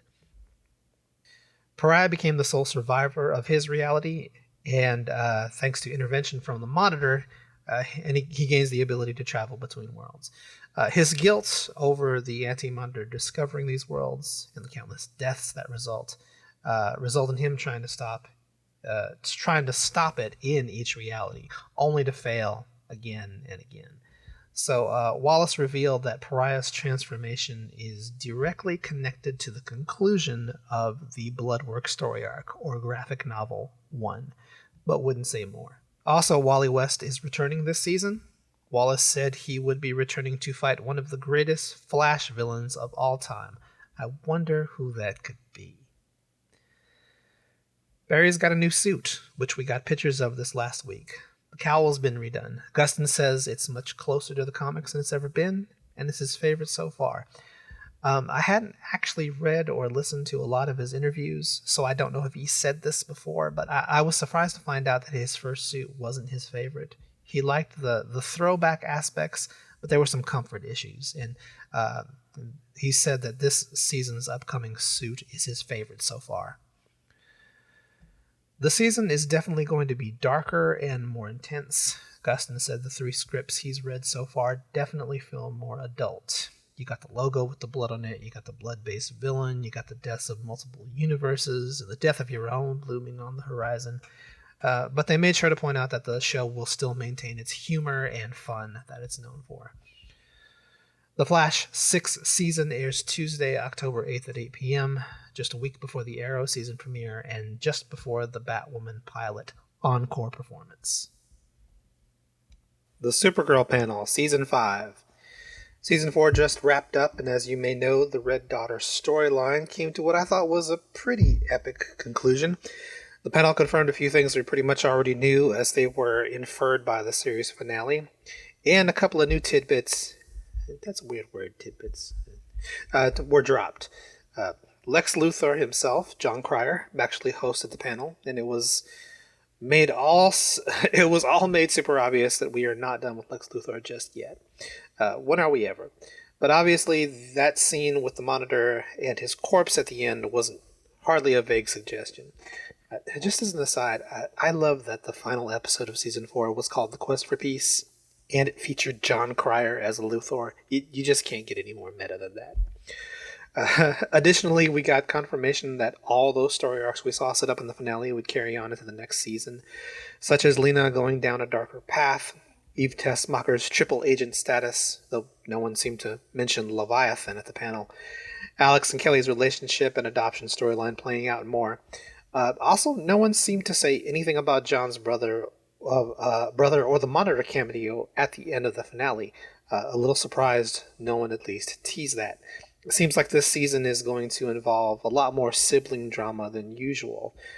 In that vein, Brainiac 5 actor Jesse Rath dropped the surprise that we'd get to see a little bit more of the Brainiac family tree. We got a glimpse of that in the season finale when Brainy was tortured.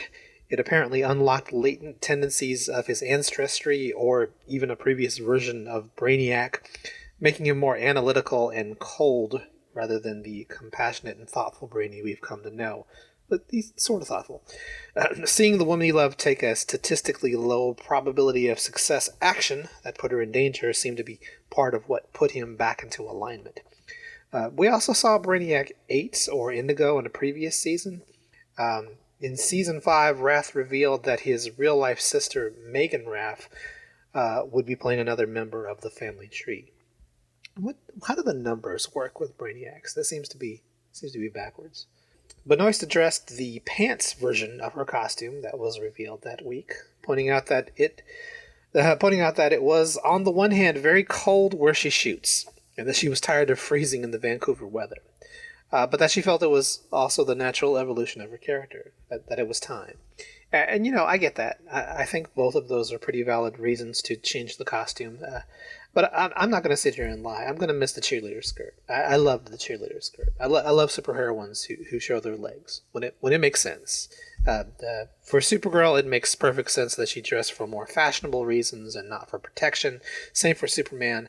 But it's hardly the end of the world. And I only have every cosplayer ever who will still be wearing the miniskirt, if that much. So I really have nothing to complain about.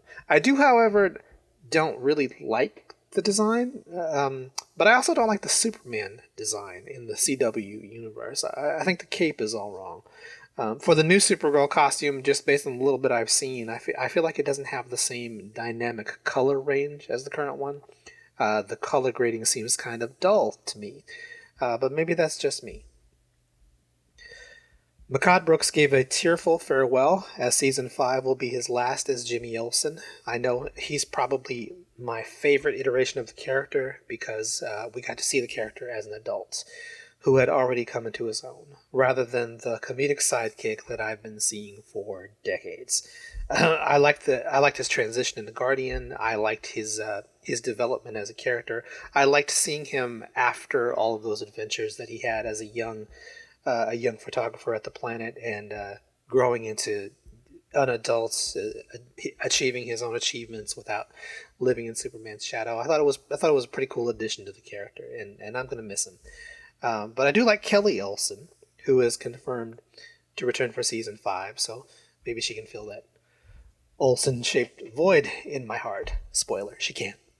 And finally, we learned that both John Jones and Kara, David Harwood and Benoist respectively, would be taking the director's chair for some episodes.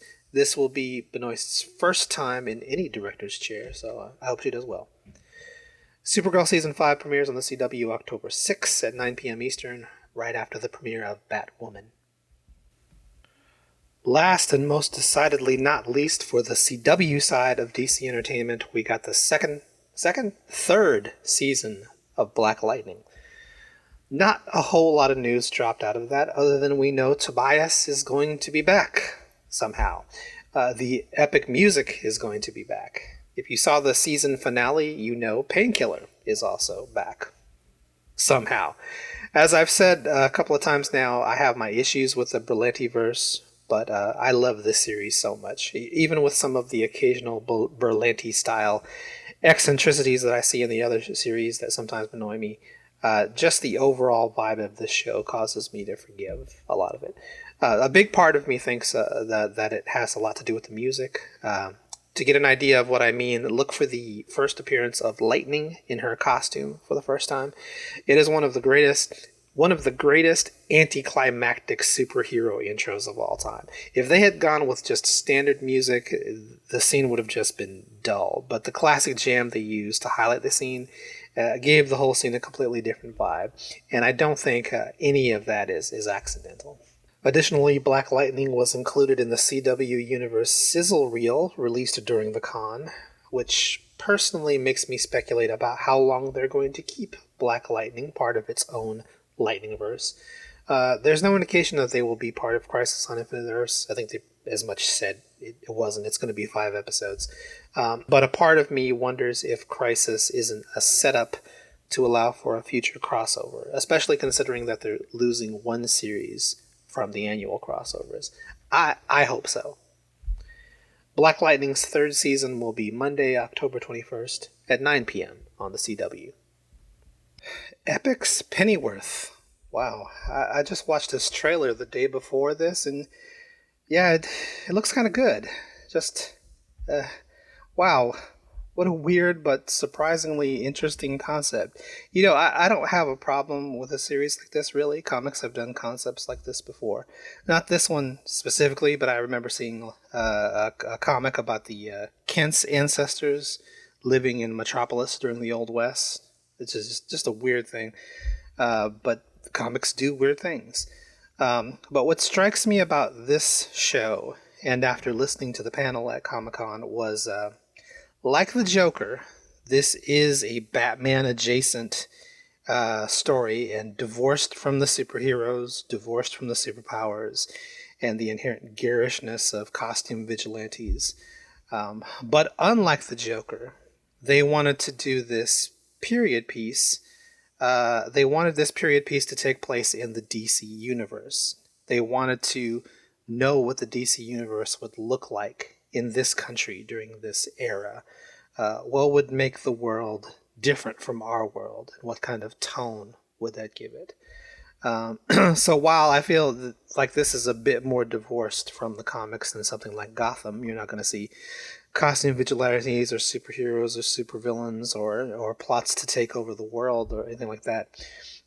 They don't seem to be pretending that they're above the source material that they're loosely borrowing from.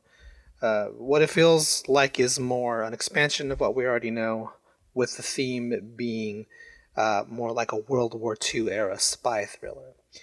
In other words, it feels like something a comic book would do. Not going to go too much into this one. We got a lot of original characters that I know nothing about. We've got 2 we do know in the form of Alfred and Thomas Wayne, and clearly this is a show that wants to define the dynamic and kind of give us a hint of how perfectly suited Alfred was to be Batman's mentor and guardian. Ben Aldridge is Thomas Wayne, Jack Bannon is Alfred. Producer Bruno Heller revealed that Martha Wayne, played by Emma Petz, was underplayed in the trailer. She couldn't be at the panel due to other obligations, but that she is a major character in season 1. Paloma Faith will be playing the villain of the series, one Bet Sykes. I like her, both on and off screen. I'm not familiar with her music. I didn't know she was a singer and composer until after I started looking into her. But she looks like an awesome villain, truly twisted and sadistic, as all good villains should be. She did submit some songs for the show, which apparently she found out at the panel were going to be used in the soundtrack. And a spoiler she kind of dropped at the panel, or rather the producer dropped at the panel, but is kind of hinted at in the trailer, was that both her and Alfred would have affection for the same woman. Paloma said she was raised as a kind of a pacifist, and it was kind of forced upon her by her mother, so she's a pacifist. So the part of what she loved about the show was all the violence. I like her. I think she's going to do a good job. They're not drawing on any DC villains for this series, largely because of the time period, but we'll be seeing inspiration from English serial killers throughout history. Paloma's character is based on Myra Hindley, one of the infamous Moors murderers, and someone from the Ripper family tree will be making an appearance, which is giving me Gotham by Gaslight vibes. So while I wasn't crazy about the idea in the beginning, the trailer and the panel have kind of changed my mind. I'm looking forward to it. It looks like period British spy thriller drama, which is right up my alley. Kind of like the Emma Peel Avengers. It will be serialized, according to Heller, so it's a binge watch type series, not a villain of the week type thing, which is my favorite. Pennyworth will premiere on Epix the day I recorded this, June 28th. I've only heard good reviews so far, so if you happen to have watched it already, if you're not already listening to this on YouTube, come by the channel and let me know what you thought about it. That's youtube.com/Digital Jedi Master, or search for the Jedi HoloCast Episode 1. I'll be sure to put that link in the show notes. The DC Universe panel was pretty exciting. The highlights of that are we're getting a Young Justice Outsiders. I guess that's how a Young Justice Outsiders Season 4. How do you say that? Since when did we start naming the shows after? It's confusing. We're getting a Season 4. Let's just say that. And I skipped a bit of that. My free trial ran out before Season 3 picked back up. So I know the audience got to see an advanced episode, presumably episode 19. I have to catch up. So I don't have too much news outside of that. I don't think they revealed all that much other than there's going to continue to be more Darkseid, and there's going to be some more DC characters brought into the mix, which is kind of on brand for this franchise. But Harley Quinn is one of the announcements I'm most excited for out of DC Universe. The early teaser I saw pretty much had me anticipating it all along. And the new trailer was just insane and revealed a lot about the series that I think no one was expecting. Yes, it's going to be an adults-only series. After all, it's on DC Universe. So, yes, it's going to feature Harley and Ivy's relationship. That was a given. But what I was expecting, what I wasn't expecting was the deep cuts into DC Comics lore. So what I did, I went through the trailer and I just identified every character I could without looking up, and this is who I got in order of appearance. Let's just run them through. We got Harley Quinn, the Joker, Penguin, Scarecrow, Riddler, Metallo, Black Manta, Reverse Flash. I think I saw the corner of the Man-Bat, Aquaman, a dolphin, Poison Ivy, Clayface, Dr. Psycho, Maxie Zeus, Cyborgman, Harleen Quinzel.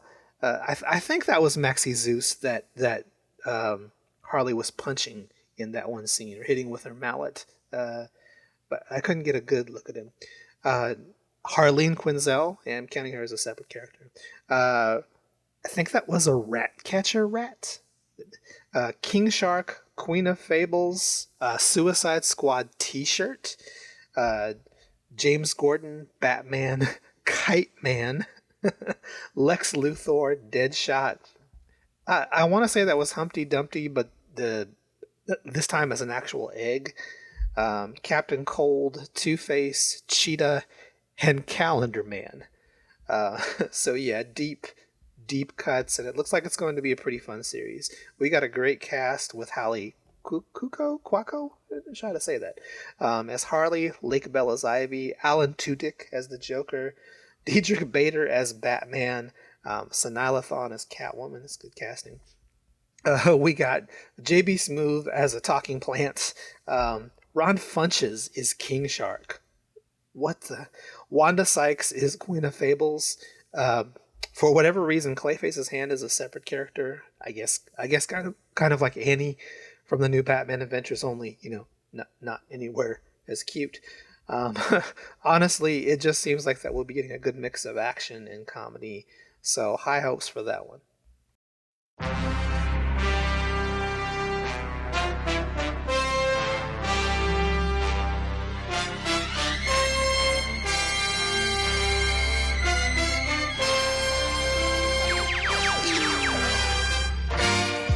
What would a Jedi HoloCast be without a Star Wars segment? But unfortunately, Star Wars' sole presence at Comic-Con this year was just the Hasbro toy panel, which was pretty interesting, but a little bit out of the scope of this podcast. I suspect that they're saving any more Rise of Skywalker news for D23 in August. So I'm not going to talk much about the toys here, except as how they related to some of the upcoming films. And that was the first good look we get at the Rise of Skywalker's new Sith Trooper. The Sith Troopers are the newest Stormtrooper variant for the Star Wars franchise. They look a bit like a transition between the classic Stormtroopers and the First Order design. But the most notable thing is that they are blood freaking red, reminiscent of the Emperor's Royal Guard in Return of the Jedi, and more recently the elite Praetorian Guard in The Last Jedi. And beyond that, we didn't learn too much more. Looking closely at the figures, you could see some differences from the traditional Stormtrooper armor outside of the color. These look more multi-purpose. The under armor, or whatever you call the black areas of the Stormtrooper armor, doesn't appear to just be like black tights, but looks more like a tough, rubbery, textured material, maybe for moving in different environments or temperatures, atmospheres, or even no atmosphere. The one thing I thought was interesting was that the Black Series figures came with 5 very distinct weapons, which I'm assuming is not just a flourish for the toys. Usually the toys are reflections of things that are in the movie or were meant to be in the movie. At least with Star Wars toys, that's a fairly consistent thing. So I'm wondering if what we're looking at is the full armory for each trooper, or if we're looking at individual weapons that various troopers have, and the toy is just giving you the option of which to display with the figure. Either way, I don't think they're just random designs. So yeah, not a lot of Star Wars news outside of toys this con. They did show photos of this magnificent custom desk designed by Spina. It looks like Vader's meditation chamber when it's opened up.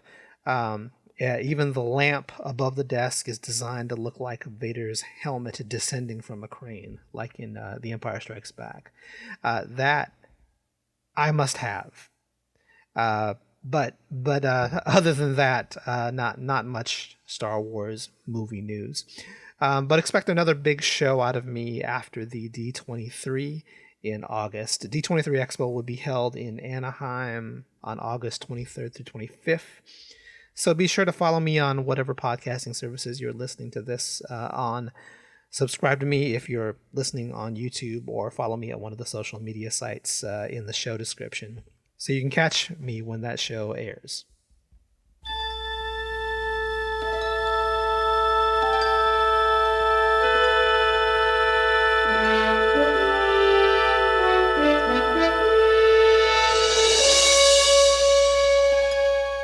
Arguably the second biggest news to come out of Comic-Con this year was the first full trailer for Star Trek Picard. And if there's one thing to take away from the Picard panel, is that Patrick Stewart is happier than ever to be doing Star Trek. If you haven't seen the trailer, we're going to spoil it here and some of the bomb drops at the panel. Alex Kurtzman reiterated that Stewart didn't want to do the series if he wasn't going to be doing something different. Why rehash TNG when TNG was perfect in their view? If people were wondering if this was going to be a dramatically different Picard, there really doesn't seem to be need to worry about that, as they insisted over and over again that Picard's resolve hasn't changed, just his circumstances have shaken him up. But they very much wanted to impress upon us that this is a very different show from TNG and a very different show from Discovery. It's slower paced, which stood to reason with a septuagenarian as the titular lead. It's more cerebral, less action-oriented, more character-driven. So in a lot of ways, it sounds more like a traditional Star Trek. But it's still going to have, the Picard that we know and love. It's just thrusting him into newer circumstances. And since this show is more character-driven, let's take a look at the actual characters. Alison Pill talked a little bit about her character, Dr. Agnes Jurati, a researcher who's very much had difficulty finding her place in the world. An observation she made was that she feels that everyone on the cast seems to be playing someone who's damaged in some different way. A cast of sad sacks is what she joked. And Michelle Hurd seemed to agree with her, actually. She says her character, Rafi Musiker, has a kind of sort of connection to Picard's past, but she was kind of vague. She did say that her character has a lot of inner demons that she's dealing with, which is consistent with an earlier character description they released earlier this year, describing her as having a drinking problem. That must be some serious demons if you find a way to get drunk in the synthahol era. Issa Briones revealed just a little bit about her character Daj, who she described as basically an ordinary person getting ready to start an exciting new chapter of her life, who suffers tragedy that will compel her to seek out Picard. She seems like a major player in the series, the way they've built her up, the way they've connected her to the Borg in the trailer. So that'll be interesting to see. Santiago Cabrera also revealed that very little about his character, Cristobal Rios, other than he's kind of someone who's built a wall around himself and doesn't really want to help Picard when asked for it.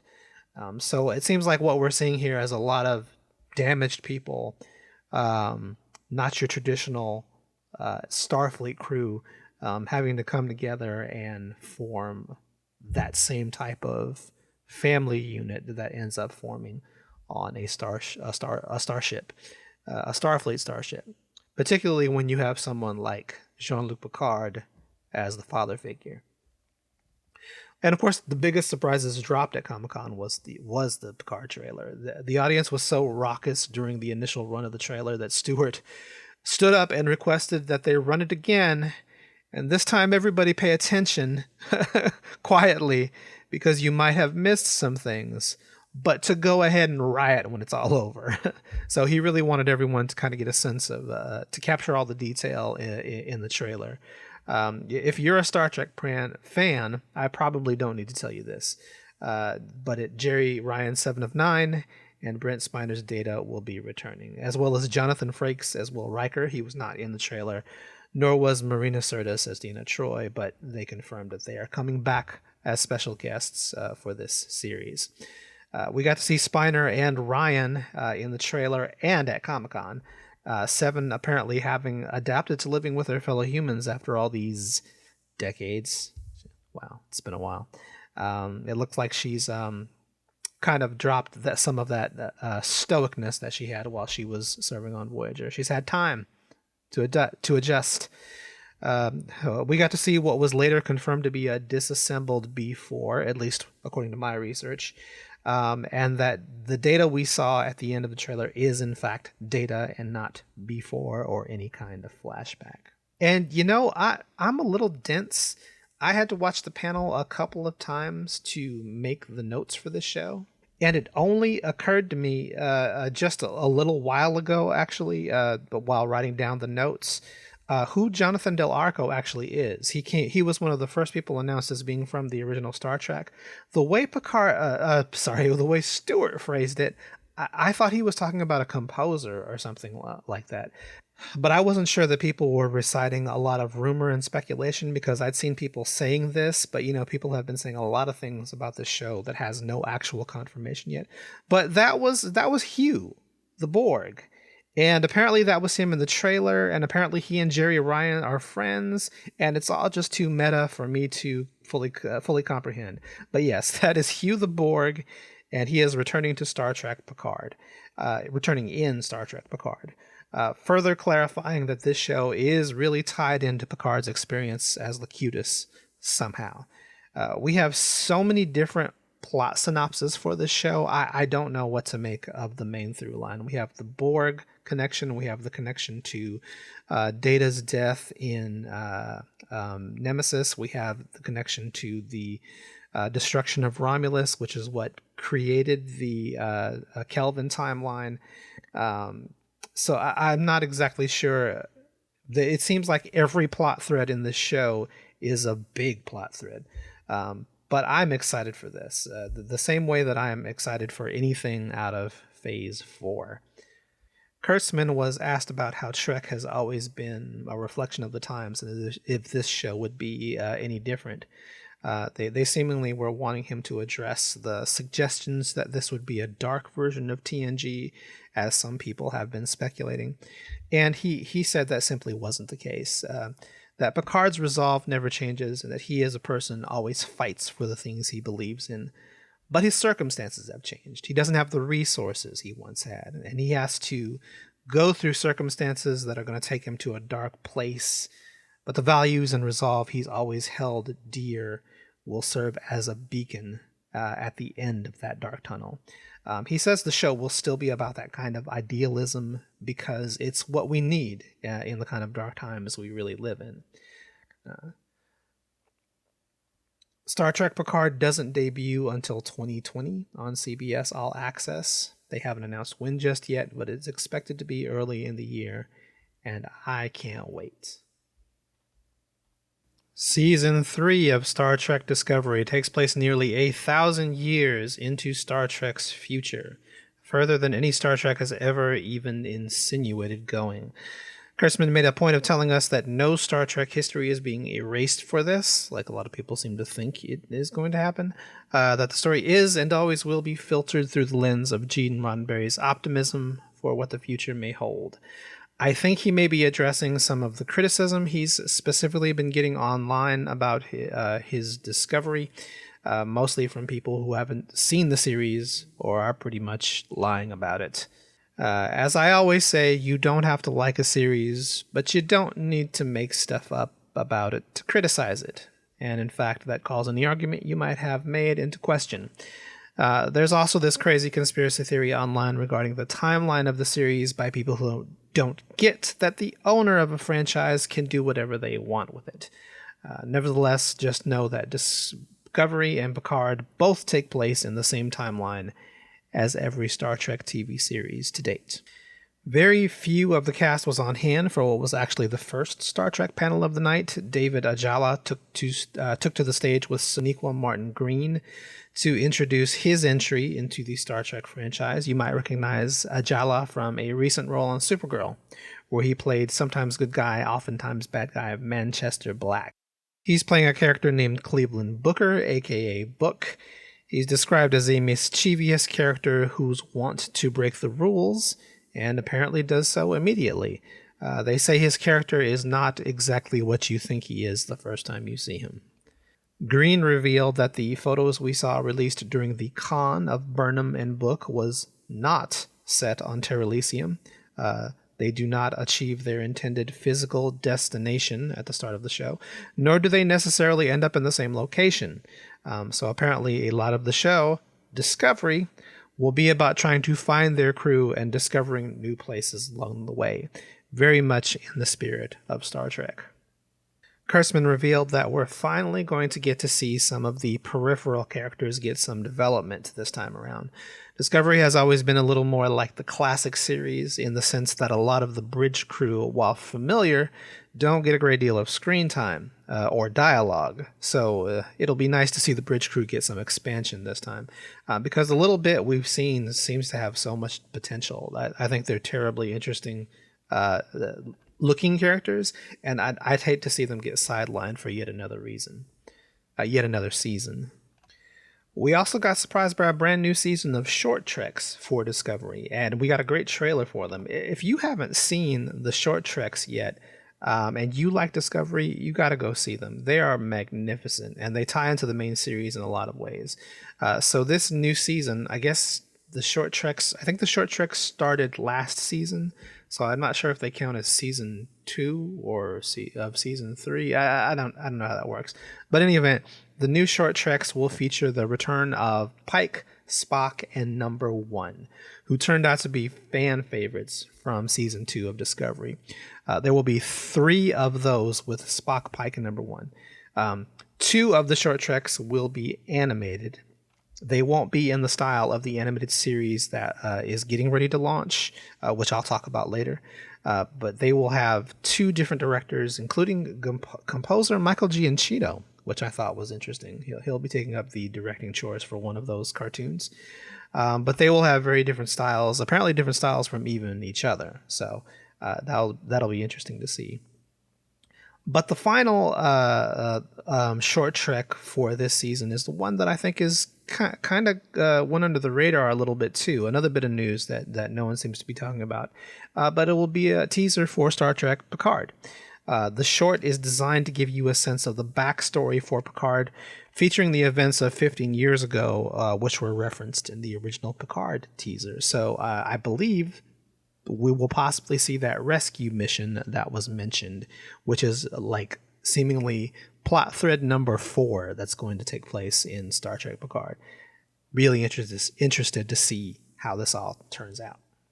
Incidentally, Kurtzman asked the audience if they would be interested in an Anson Mount Helm Star Trek, reuniting Pike, Spock, and Number 1, if they would be interested in a full series featuring them. I think you know how the audience responded to that. I would like to see them come back in a series, but I'm like really sick of hearing people talk about it. So there you go. But yeah, the idea is great, and I understand that if we want to get that, we gotta have people give feedback. So I understand, but yeah, sort of sounds like it's probably going to happen. I think that's my guess. And surprisingly, we haven't gotten a premiere date for season 3 yet. Based on previous patterns, you think it would come back in January, but with Picard believed to be happening right around the same time too, that doesn't seem likely. I'm thinking sometime this year, but we'll just have to wait and see. We finally got some information about the first Star Trek animated series in, and I wrote here 15 years. I don't know why I wrote that, because like the last animated series we got was like 1975. So I don't know. I'm bad at. I have dyscalculia. I have a problem with numbers. So it's been a few decades since we had a Star Trek cartoon, and I was very interested to know what this one was going to be like, especially considering there was going to be a Rick and Morty guy behind it. And actually, after listening to the panel, I am 100% sold on this cartoon. I am as excited for it as either Star Trek Picard or Star Trek Discovery. So let me break down for you what some of the things are that I saw and why I'm so excited. So Heather Caden gives a little insight into how the show came about. Being big Rick and Morty fans, so they came across a book by Mike McMahon, that's the Rick and Morty guy, who had written... he had written a book which had originally started as a series of tweets that he was using to therapeutically deal with the fact that there was no more Star Treks on the air. I know the feeling. And the tweets were noticed by Simon & Schuster, and they said, hey, how about putting this into a book? But he ended up talking to the producers over there at Star Trek, and he pitched a series to them about a cartoon taking place, but on the lower decks of a starship. So, and since they were already fans of him, they were like, we're going to do this. So the series will be a half-hour show about 4 ensigns serving on the lower decks of a not important ship in Starfleet. McMahon pointed out that the series is very much in the spirit of Trek, while not being the standard kind of Star Trek you're used to. It will still focus on the family dynamic of a ship's crew, just in a different kind of family than what you've normally seen. It will be a comedy, but not one that punches down or makes fun of Star Trek tropes in a negative way. It's not there to make fun of Star Trek. There will be humor, but there will be a lot of the same kinds of stories you're used to seeing in a Star Trek show. Basically, he described this as a Star Trek that focuses on the funny crew members. Chronologically, the series takes place in 2380, so just after Nemesis, just right around the time Voyager returns from the Delta Quadrant. Tammy Newsome plays Ensign Beckett Mariner.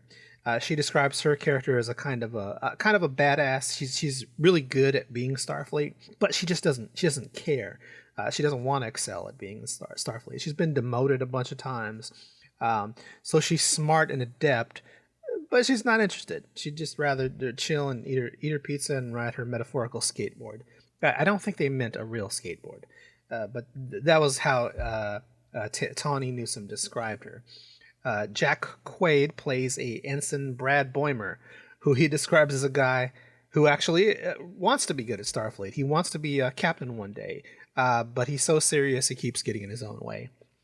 He described him as the kind of person who would ace the written portion of a driving test, but the actual driving would be a complete and utter disaster. Noel Wells plays Ensign Tendi, who is described as just a giant Starfleet fangirl who is basically so happy to be there that there's nothing that throws or shakes her enthusiasm, no matter how weird or how gross of a thing they ask her to do. Apparently she works in medical. She's just happy to do it. Eugene Cordero voices Rutherford, who plays a brilliant engineer, just like Geordi LaForge, but who's still learning. So he doesn't fix the problem before the end of every episode. That's not how it works out for him. Plus, he's got this implant in his head that he just got. It's brand new. So he's basically like the guy with a new phone who doesn't know where all of the features are, except the phone is in his head. So he was described as a Star Trek early adopter. The show is a little more adult than your usual Nickelodeon show, but a little less adult than something like Rick and Morty. McMahon said he's always been a fan of the mundane Star Trek stories. He said stories like Riker trapped on a planet with his clone was great, but Geordi and Data writing a play and getting into an argument about it, that was where he was at. We also learned that the ship has a fully fleshed out bridge crew that, as far as they're concerned, this is their show. They have no idea that they are not the main characters in this thing that we are looking at. So this was the description that McMahon gave to the bridge crew almost verbatim. Lieutenant Shax is a big, muscly Bajoran who wants to eject the warp core all the time. Captain Freeman is your typical stoic, ethically bound Starfleet captain. Commander Ransom, who was voiced by Jerry O'Connell, who happened to be hosting the panel, like it was a coincidence, was described as Riker if you gave him more speed and less shame. And Dr. Tana, Acacian, who is really good at solving mysteries and really bad at interacting with people. And yes, you heard that right. She is Acacian, of the same felinoid species you saw in the original Star Trek, the animated series. Only Lieutenant Amrys was a sexy, purring Catwoman. Dr. Tiana is an alley cat that just lost a fight. McMahon says that you would see several species in this cartoon that have only made appearances in the original animated series. Some other things we learned is that they designed a whole new class of ships, the California class, for this show. It is designed to do support work, so it's not really a very critically important ship. It's got a holodeck that is constantly breaking down, and that it is called the USS Cerritos. And as an aside, Tawny Newsome and Jack Quaid announced they will be hosting the first ever official Star Trek podcast, where they will talk about Star Trek more generally. It's not going to be a recap show, but a show exploring the impact Star Trek has had on people over the generations. They said they'd be including some interviews with, like the cast and crew and various incarnations of Trek, but that they also wanted to talk to people who had been influenced by Trek in the sciences and how that inspired them and influenced new ideas. And like I said, after seeing the panel, the show looks like so much fun. I was a little trepidatious about it at first, but after hearing the very clear direction and devotion to Star Trek, and after seeing that the very funny cast and the writers, I am now as excited as I would be for any live-action Trek series. Expect Star Trek Lower Decks to premiere sometime in 2020. No word on just when yet, but on CBS All Access.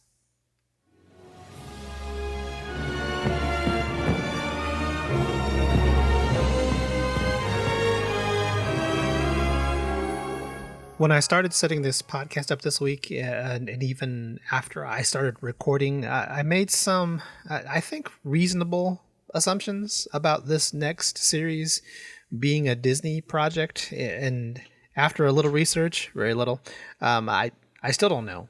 I don't think so. But the assumption was that since these are technically Muppets, though more correctly a Jim Henson Company production, that I was dealing with a Disney-owned series. However, this is Netflix, and that adds an extra wrinkle to it that I hadn't considered. But for the purposes of this podcast, and because Disney didn't have any other non-Marvel related projects to announce, again, probably saving that for D23, we're going to treat this next series as if it's Disney adjacent. So just, cut me some slack. Netflix is bringing Skeksis back.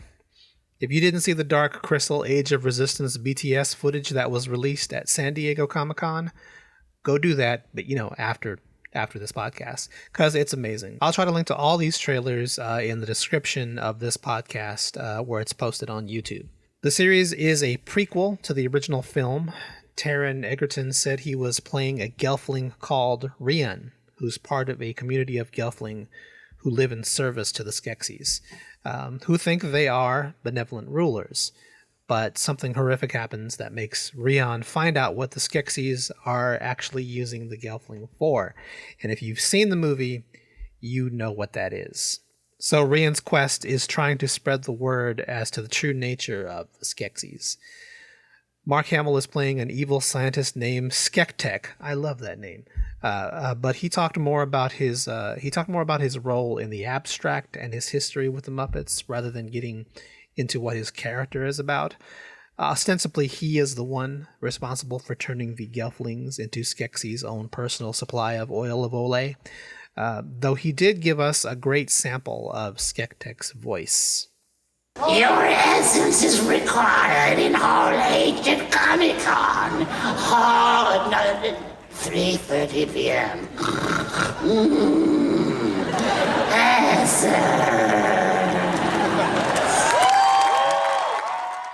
Lisa Henson was on hand, and she revealed that they went back to the original designs of the film. She was actually on set of the original film at the time as a folklore student, whatever that is. Some of the original puppets were in storage, and some of them were in various museums. So they got the ball rolling with just outright copying the original designs and moving forward from there. I've looked at this cast, and it looks like the cast of Game of Thrones. Literally and figuratively, there's 2 actual Game of Thrones actresses in there. But Egerton said that there were a lot of characters in this movie, a lot of plot threads. So I get the sense that the storylines are very similar in that way. Though I imagine we won't be getting a lot of naked Gelflings. She also said the set designers went back and copied a lot of the original set designs. There's a lot of new stuff in the series, but they made sure to use the original film. They made sure to use a lot of the original film, and they copied a lot of the original film directly for things. And then they designed the new stuff from that starting point. So you can see that if you looked at some of those early character photos that they released and the trailers, how it feels very much like the Dark Crystal universe. But you can see that modern edge it has, and how they're much better at doing these things and making them seem alive. One of the things they pointed out was that Netflix had said they didn't want to do this any other way but with puppets. Louis Leterrier revealed that while there were some CGI enhancements, and you can kind of pick those out in the trailers for things like special effects and possibly to paint out like riggings and fixtures on set, but for everything else is practical, and it looks like a really good blend. The expressions and characters are all puppets, just like in the original film. The sets appear to be real, though they did use green screen for some shots. You can see why that would be necessary in the BTS trailer. Leterrier said that each shot in the series was the most difficult in his career. It was a nightmare every time. But the sets had to be designed to allow for like 4 feet for the puppeteers to be hidden. So he had a huge challenge in making an entire series do this. The series is just so amazing to me that I actually made this podcast a day late just so that I could have a little extra time to get the notes ready for this segment. If you haven't seen the original film, I recommend it. It's not what you might be expecting. You may not even like the plot necessarily, but the technical achievement and the visuals of this 1982 film was something that generations have been amazed by. It was a technical achievement in puppetry that was never matched or exceeded until now. Just the trailers alone exceeded anything I saw in the original movie, which I was sure wasn't possible. And the ideas that they did, and the idea that they did an entire series like this is something, as a creative, I still can't quite get my head around. As an aside, San Diego Comic-Con communications director popped out towards the conclusion of the panel to surprise Mark Hamill with their 2019 Icon Award. This is an award given to people who've played a significant role in spreading basically the geeky stuff, comics and pop culture, to a broader audience, making it more popular. The award has been around since 2006, but it wasn't in 2011 SDCC became the presenter. And since then, it's always given to someone on site at San Diego Comic-Con. Previous recipients have been people like George Lucas, Ray Bradbury, Stan the Man Lee, so I think that was well deserved. The Hall H panel got to see the pilot episode right there and then, after Mark's acceptance speech, but the rest of us will have to wait until August 20th to see when it drops on Netflix. No word on if that includes an international release.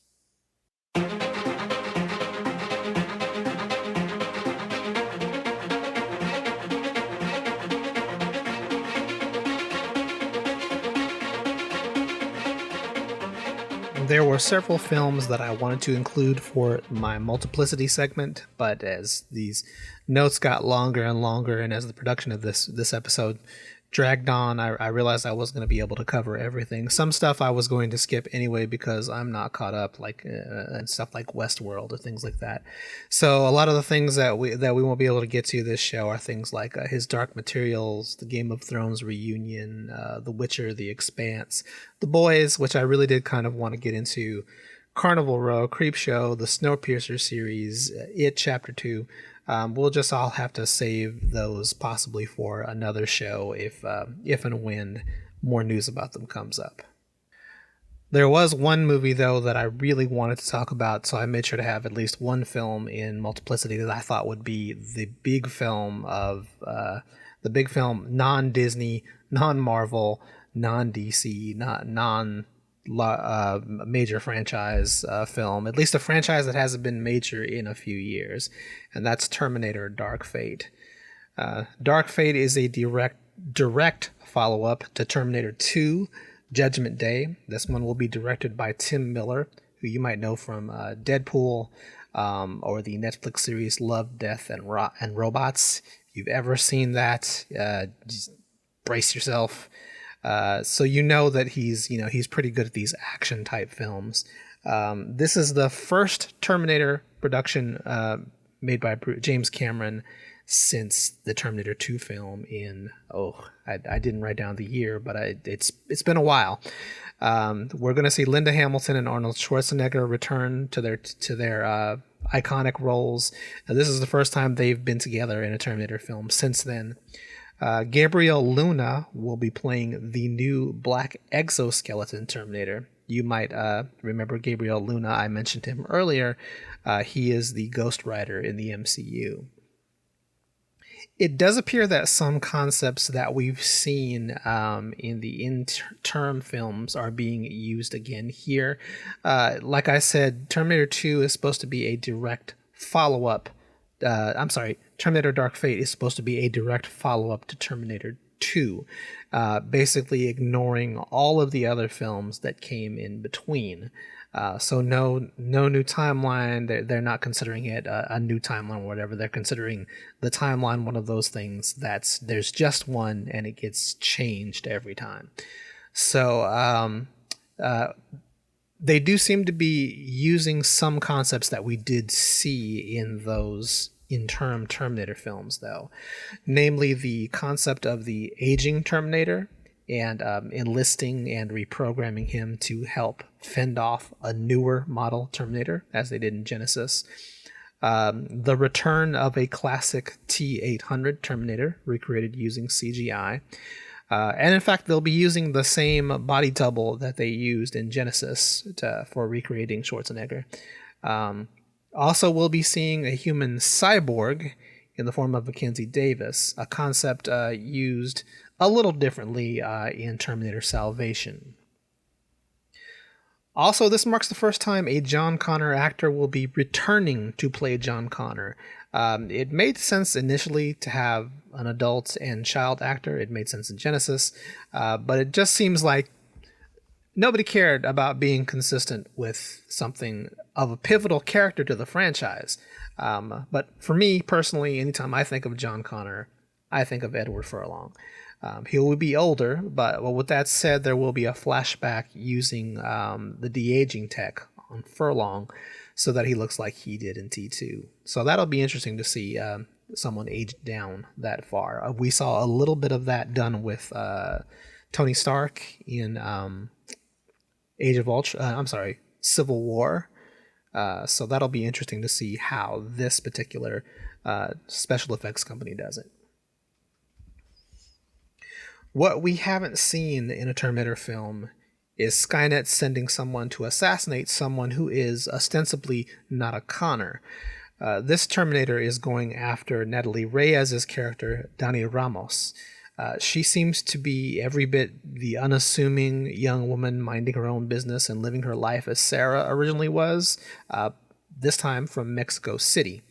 And beyond that, I don't know much about the character. She does seem to have a family, as Diego Boneta is playing her older brother, and she needs to be protected by both Sarah and this female cyborg, who we don't know much about either. One of the things we do know is Gabriel Luna's Terminator is a new prototype model, as all Terminator films should have, and that model is called the Rev 9. I would have listed this as one of the things we've seen before, namely a mimetic polyalloy over an endoskeleton. I believe we saw that in I forget which Terminator film that was. Not Salvation, but the last one, Genesis. But what makes this different is the polyalloy and the endoskeleton can separate, becoming two different independent units that operate on their own. And it's black, which I think makes it a little more sinister. So yeah, from the footage we've seen so far, the movie looks like a return to the original tone of the first two films. And ordinarily, I wouldn't say that had anything to do with the R rating. In this case, I think maybe it does. For example, like Luna's face being shot off in the trailer, that seems like something that might not have happened in a PG-13 film just because of the intensity of that scene, even though it doesn't involve any type of gore or human body parts. R rating might not matter much as far as a story is concerned, but it might in terms of tone. I think bringing back the original actors is going to go a long way to reviving the tone, as is Cameron's involvement, and the fact that Miller seems to have a lot of reverence for the Cameron films. Of course, bringing back Schwarzenegger was inevitable because, like he said on the panel, I'm addicted to Terminator. Really, I have a better feeling about this than I've had for any Terminator film since Terminator 2. I was always cautiously optimistic, but kind of knew what to expect going into these films, even if I didn't know who the directors were. It was just kind of something I expected when the director wasn't Cameron. And I like Genesis. I wanted to see where that story was going, but I liked it for the different vibe that it had. It's fun Terminator, while Cameron is scary Terminator. So I'm perfectly okay with those two types of Terminator stories being told. But I am glad to see that Cameron is back and that we're kind of getting those nostalgia vibes from it. Terminator Dark Fate will hit theaters in the US on November 1st of this year.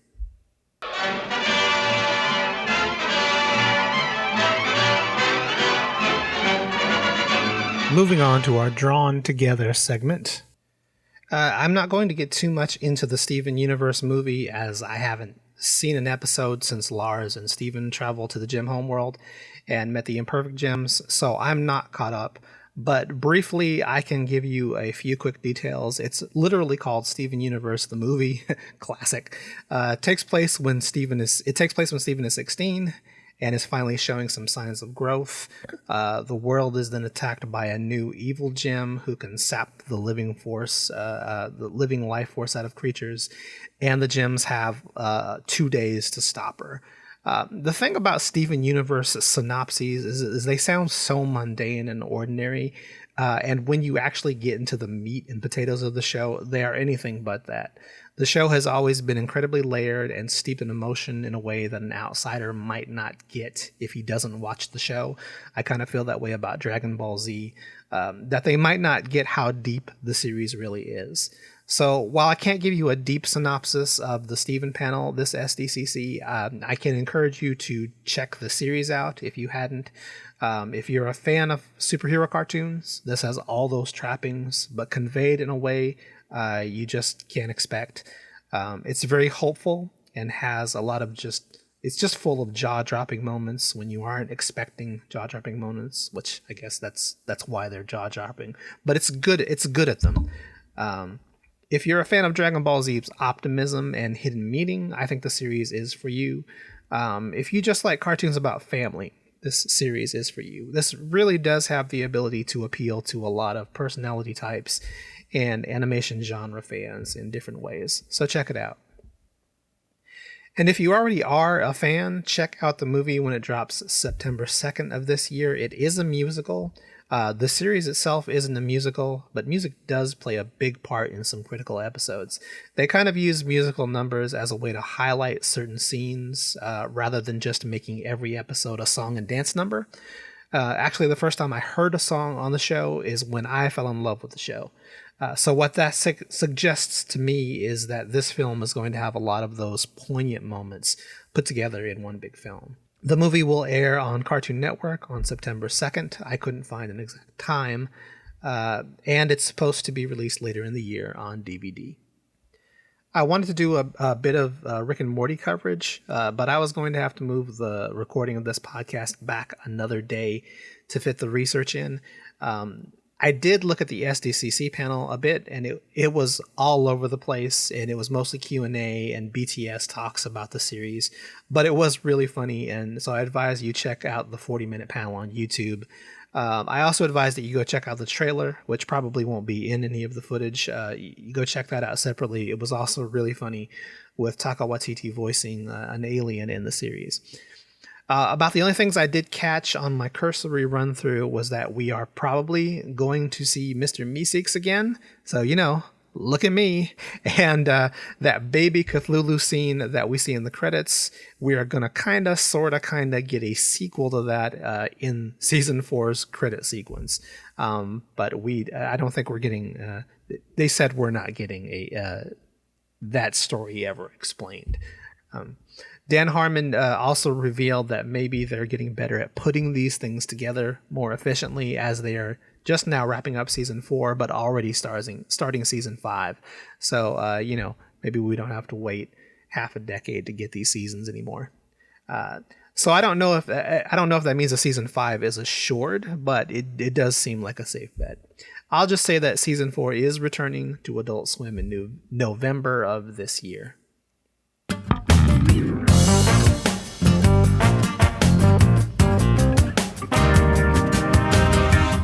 Guys, thanks for dropping questions for the very first episode of the Jedi HoloCast. I only got a couple, but because this was my first show, I wasn't really sure I'd have any. So I appreciate at least a couple of you dropping by the channel to leave me a few. If you want to leave me questions to answer on the show on a future episode, you can do so in the comments sections of the podcast on YouTube at youtube.com/digitaljedimaster. Or you can tweet your questions directly to me at the Digital Jedi. So Multi-Moon J asks, are there any Star Wars spin-offs that you would like to see? Probably, I would have to say Ahsoka.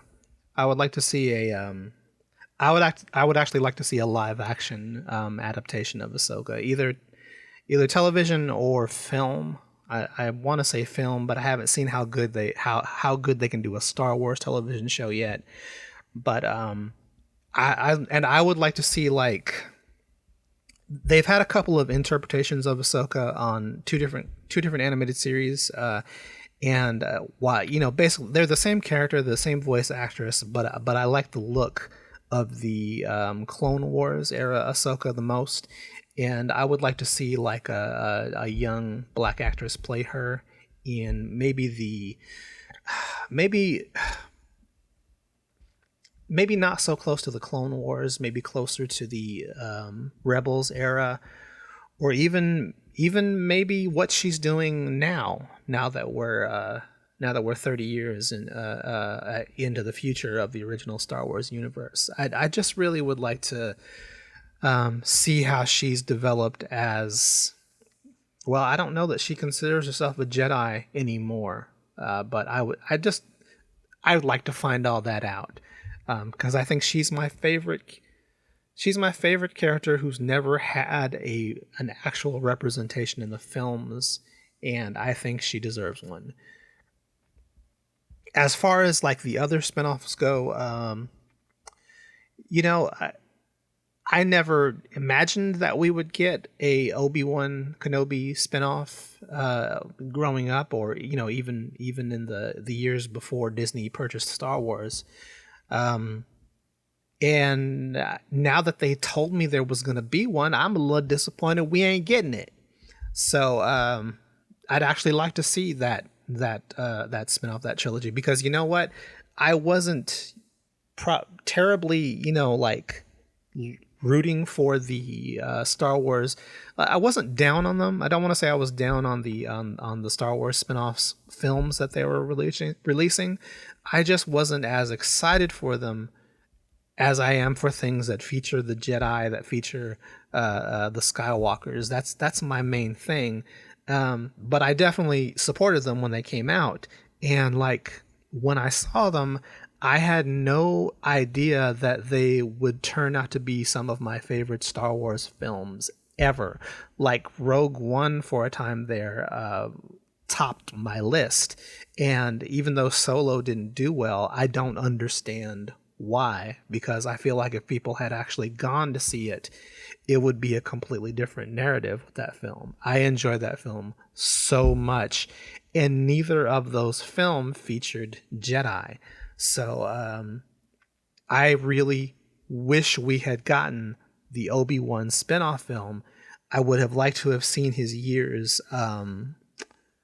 those interim years between were the end of Revenge of the Sith and A New Hope, because we got to see just a inkling of that has been filled in the comics and Rebels. But I would really like to see. I'm sure he had to leave the planet on occasion. I'm sure he had to make sure those Jedi skills remain honed. So I really would like to see these spin-off films, which turned out to be amazing, with my favorite thing about Star Wars, the Jedi and lightsaber duels. And so, yeah. Also, probably a Boba Fett film would be awesome. But I think that's probably the order for me. The order for me would be Ahsoka, Obi-Wan, and Boba Fett. Ahsoka, just because I guess I don't know. For an old guy, I really like new things, and Ahsoka is one of those. That's a new thing for me. I know she's been there for at least a decade or more in the Star Wars universe, but for me, she's a very new thing still for Star Wars, and she intrigues me so much. I would like to see more about her. Yeah, good question. Thanks for asking. All right, so Max Sonia asks, what do you think of the Batman Beyond news, and what would you like to see with Batman Beyond going forward? I assume that you are talking about the news that came out right when you left me that question. I guess that's the Blu-ray release of Batman Beyond. I think it's great. I don't own a Blu-ray player. I don't own physical copies of things anymore. Like I said, I'm kind of a weird old guy. I've kind of just completely adopted everything that's happened technologically. And I guess all those years of being raised on sci-fi really impacted me. I'm like Picard, where you have access to every single book ever written on your computer, but you have like a small collection of your favorite books in hard copy behind your sofa, your reading sofa. That's how I look at it. So But I do like the fact that it's got, that remastered, because, the redone color grading and everything looks really great. And that means that I will have better clips to use when I talk about things like that in my YouTube videos. And also I must have that Funko Pop figure that's coming with the box set. You can keep everything else. I can watch the clip. I want that Funko Pop figure.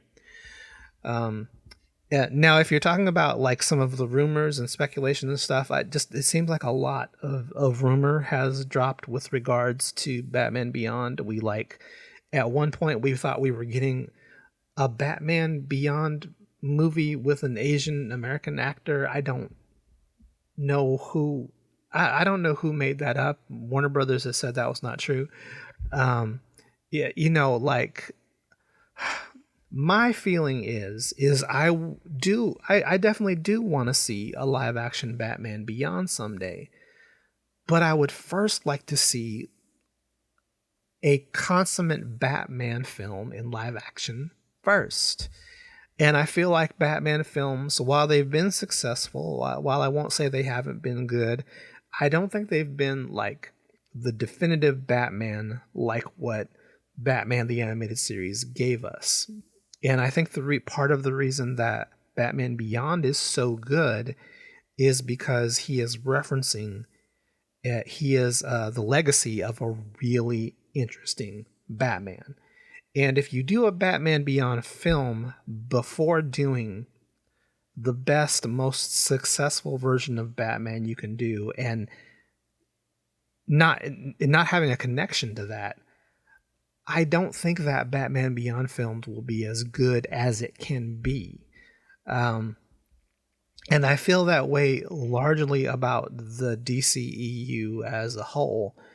And any of the movies that DC is making that are not connected to the DCEU. I don't think any of those films, while some of them are really good, are as good as they can be.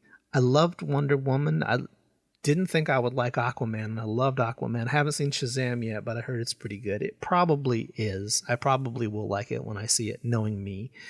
But I loved Man of Steel. That's one of my favorite Superman films. Even though there's like little things here and there I would have not done. But I don't even care if they make a movie that I don't think is that good, that I don't necessarily like, as long as they are consistent, as long as they do, as long as they have a vision, pick that vision and stick to that vision. And that doesn't seem to be what WB is doing. WB seems to be being very reactionary to their films. They're like, does this one work? No? Okay, let's try something else. Does this one work? Yes. Okay, we'll do more of that. Oh, we did too much of that? Okay, we'll stop doing that.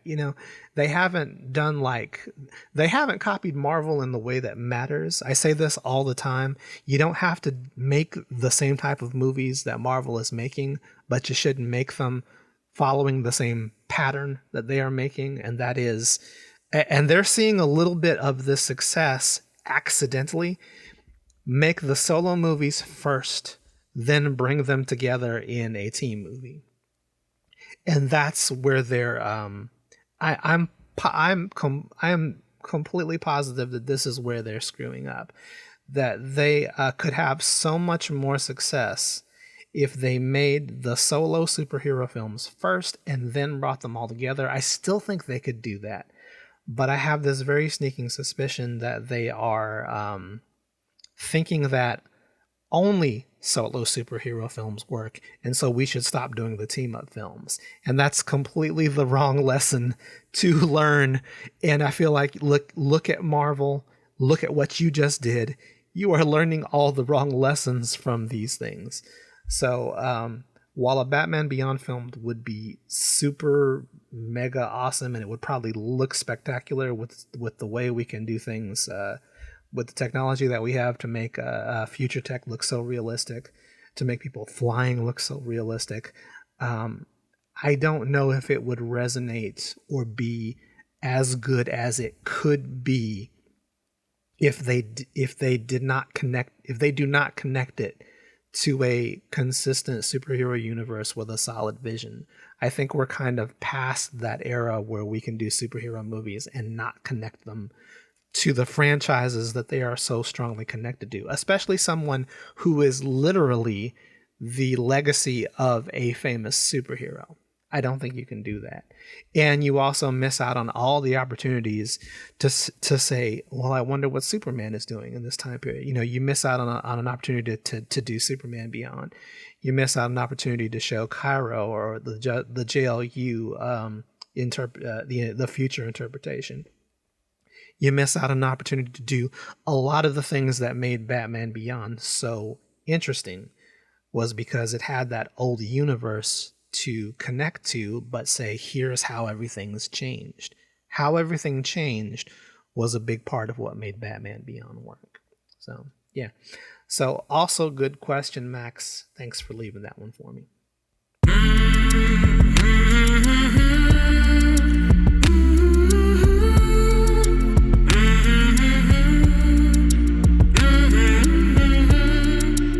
Guys, thanks for tuning in and for making it this far into the first episode of the Jedi HoloCast.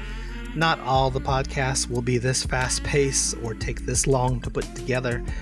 Some podcasts might be devoted to one subject for the duration of the show, and I doubt there will always be this much news to cover in one episode.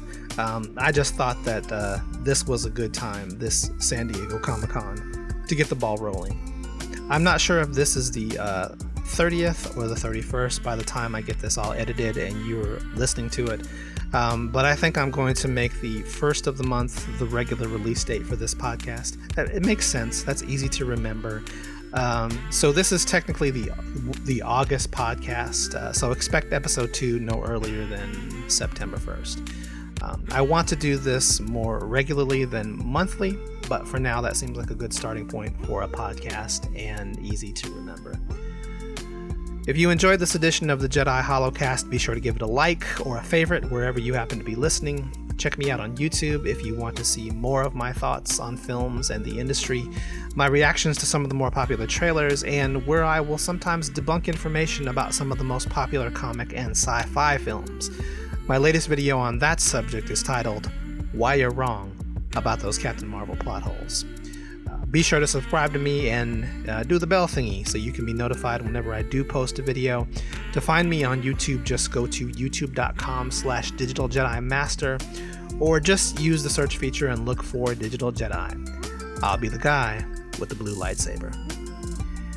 If you want to find me on social media, you can look for me the same way. I'm on most of the major social media platforms, if not all of them. If you'd like to support future episodes of this podcast, head on over to anchor.fm where you can donate to the show directly. That's at anchor.fm/digitaljedi/support, where you can donate as little as 99 cents to help support the cause. That's anchor.fm/digitaljedi/support. I'll be sure to put links in the descriptions to all of these things so you can find them more easily. Thanks again for watching. Please do come back for my next show if you enjoyed this one, and please recommend it to anyone you think might enjoy hearing it. Special thanks to Multi-Moon J and Max Sonia for giving me at least a couple of questions to ask this episode. That's very much appreciated. Shout out to the Watchtower Database Discord, where I know I got a few of my listeners, and thanks again to everyone who tuned in and listened to the whole show. This has been your host, Digital Jedi, broadcasting from and about the multiverse, reminding you that the only good movie is the movie you liked. Peace out, y'all. Stay geek and stay rezzed.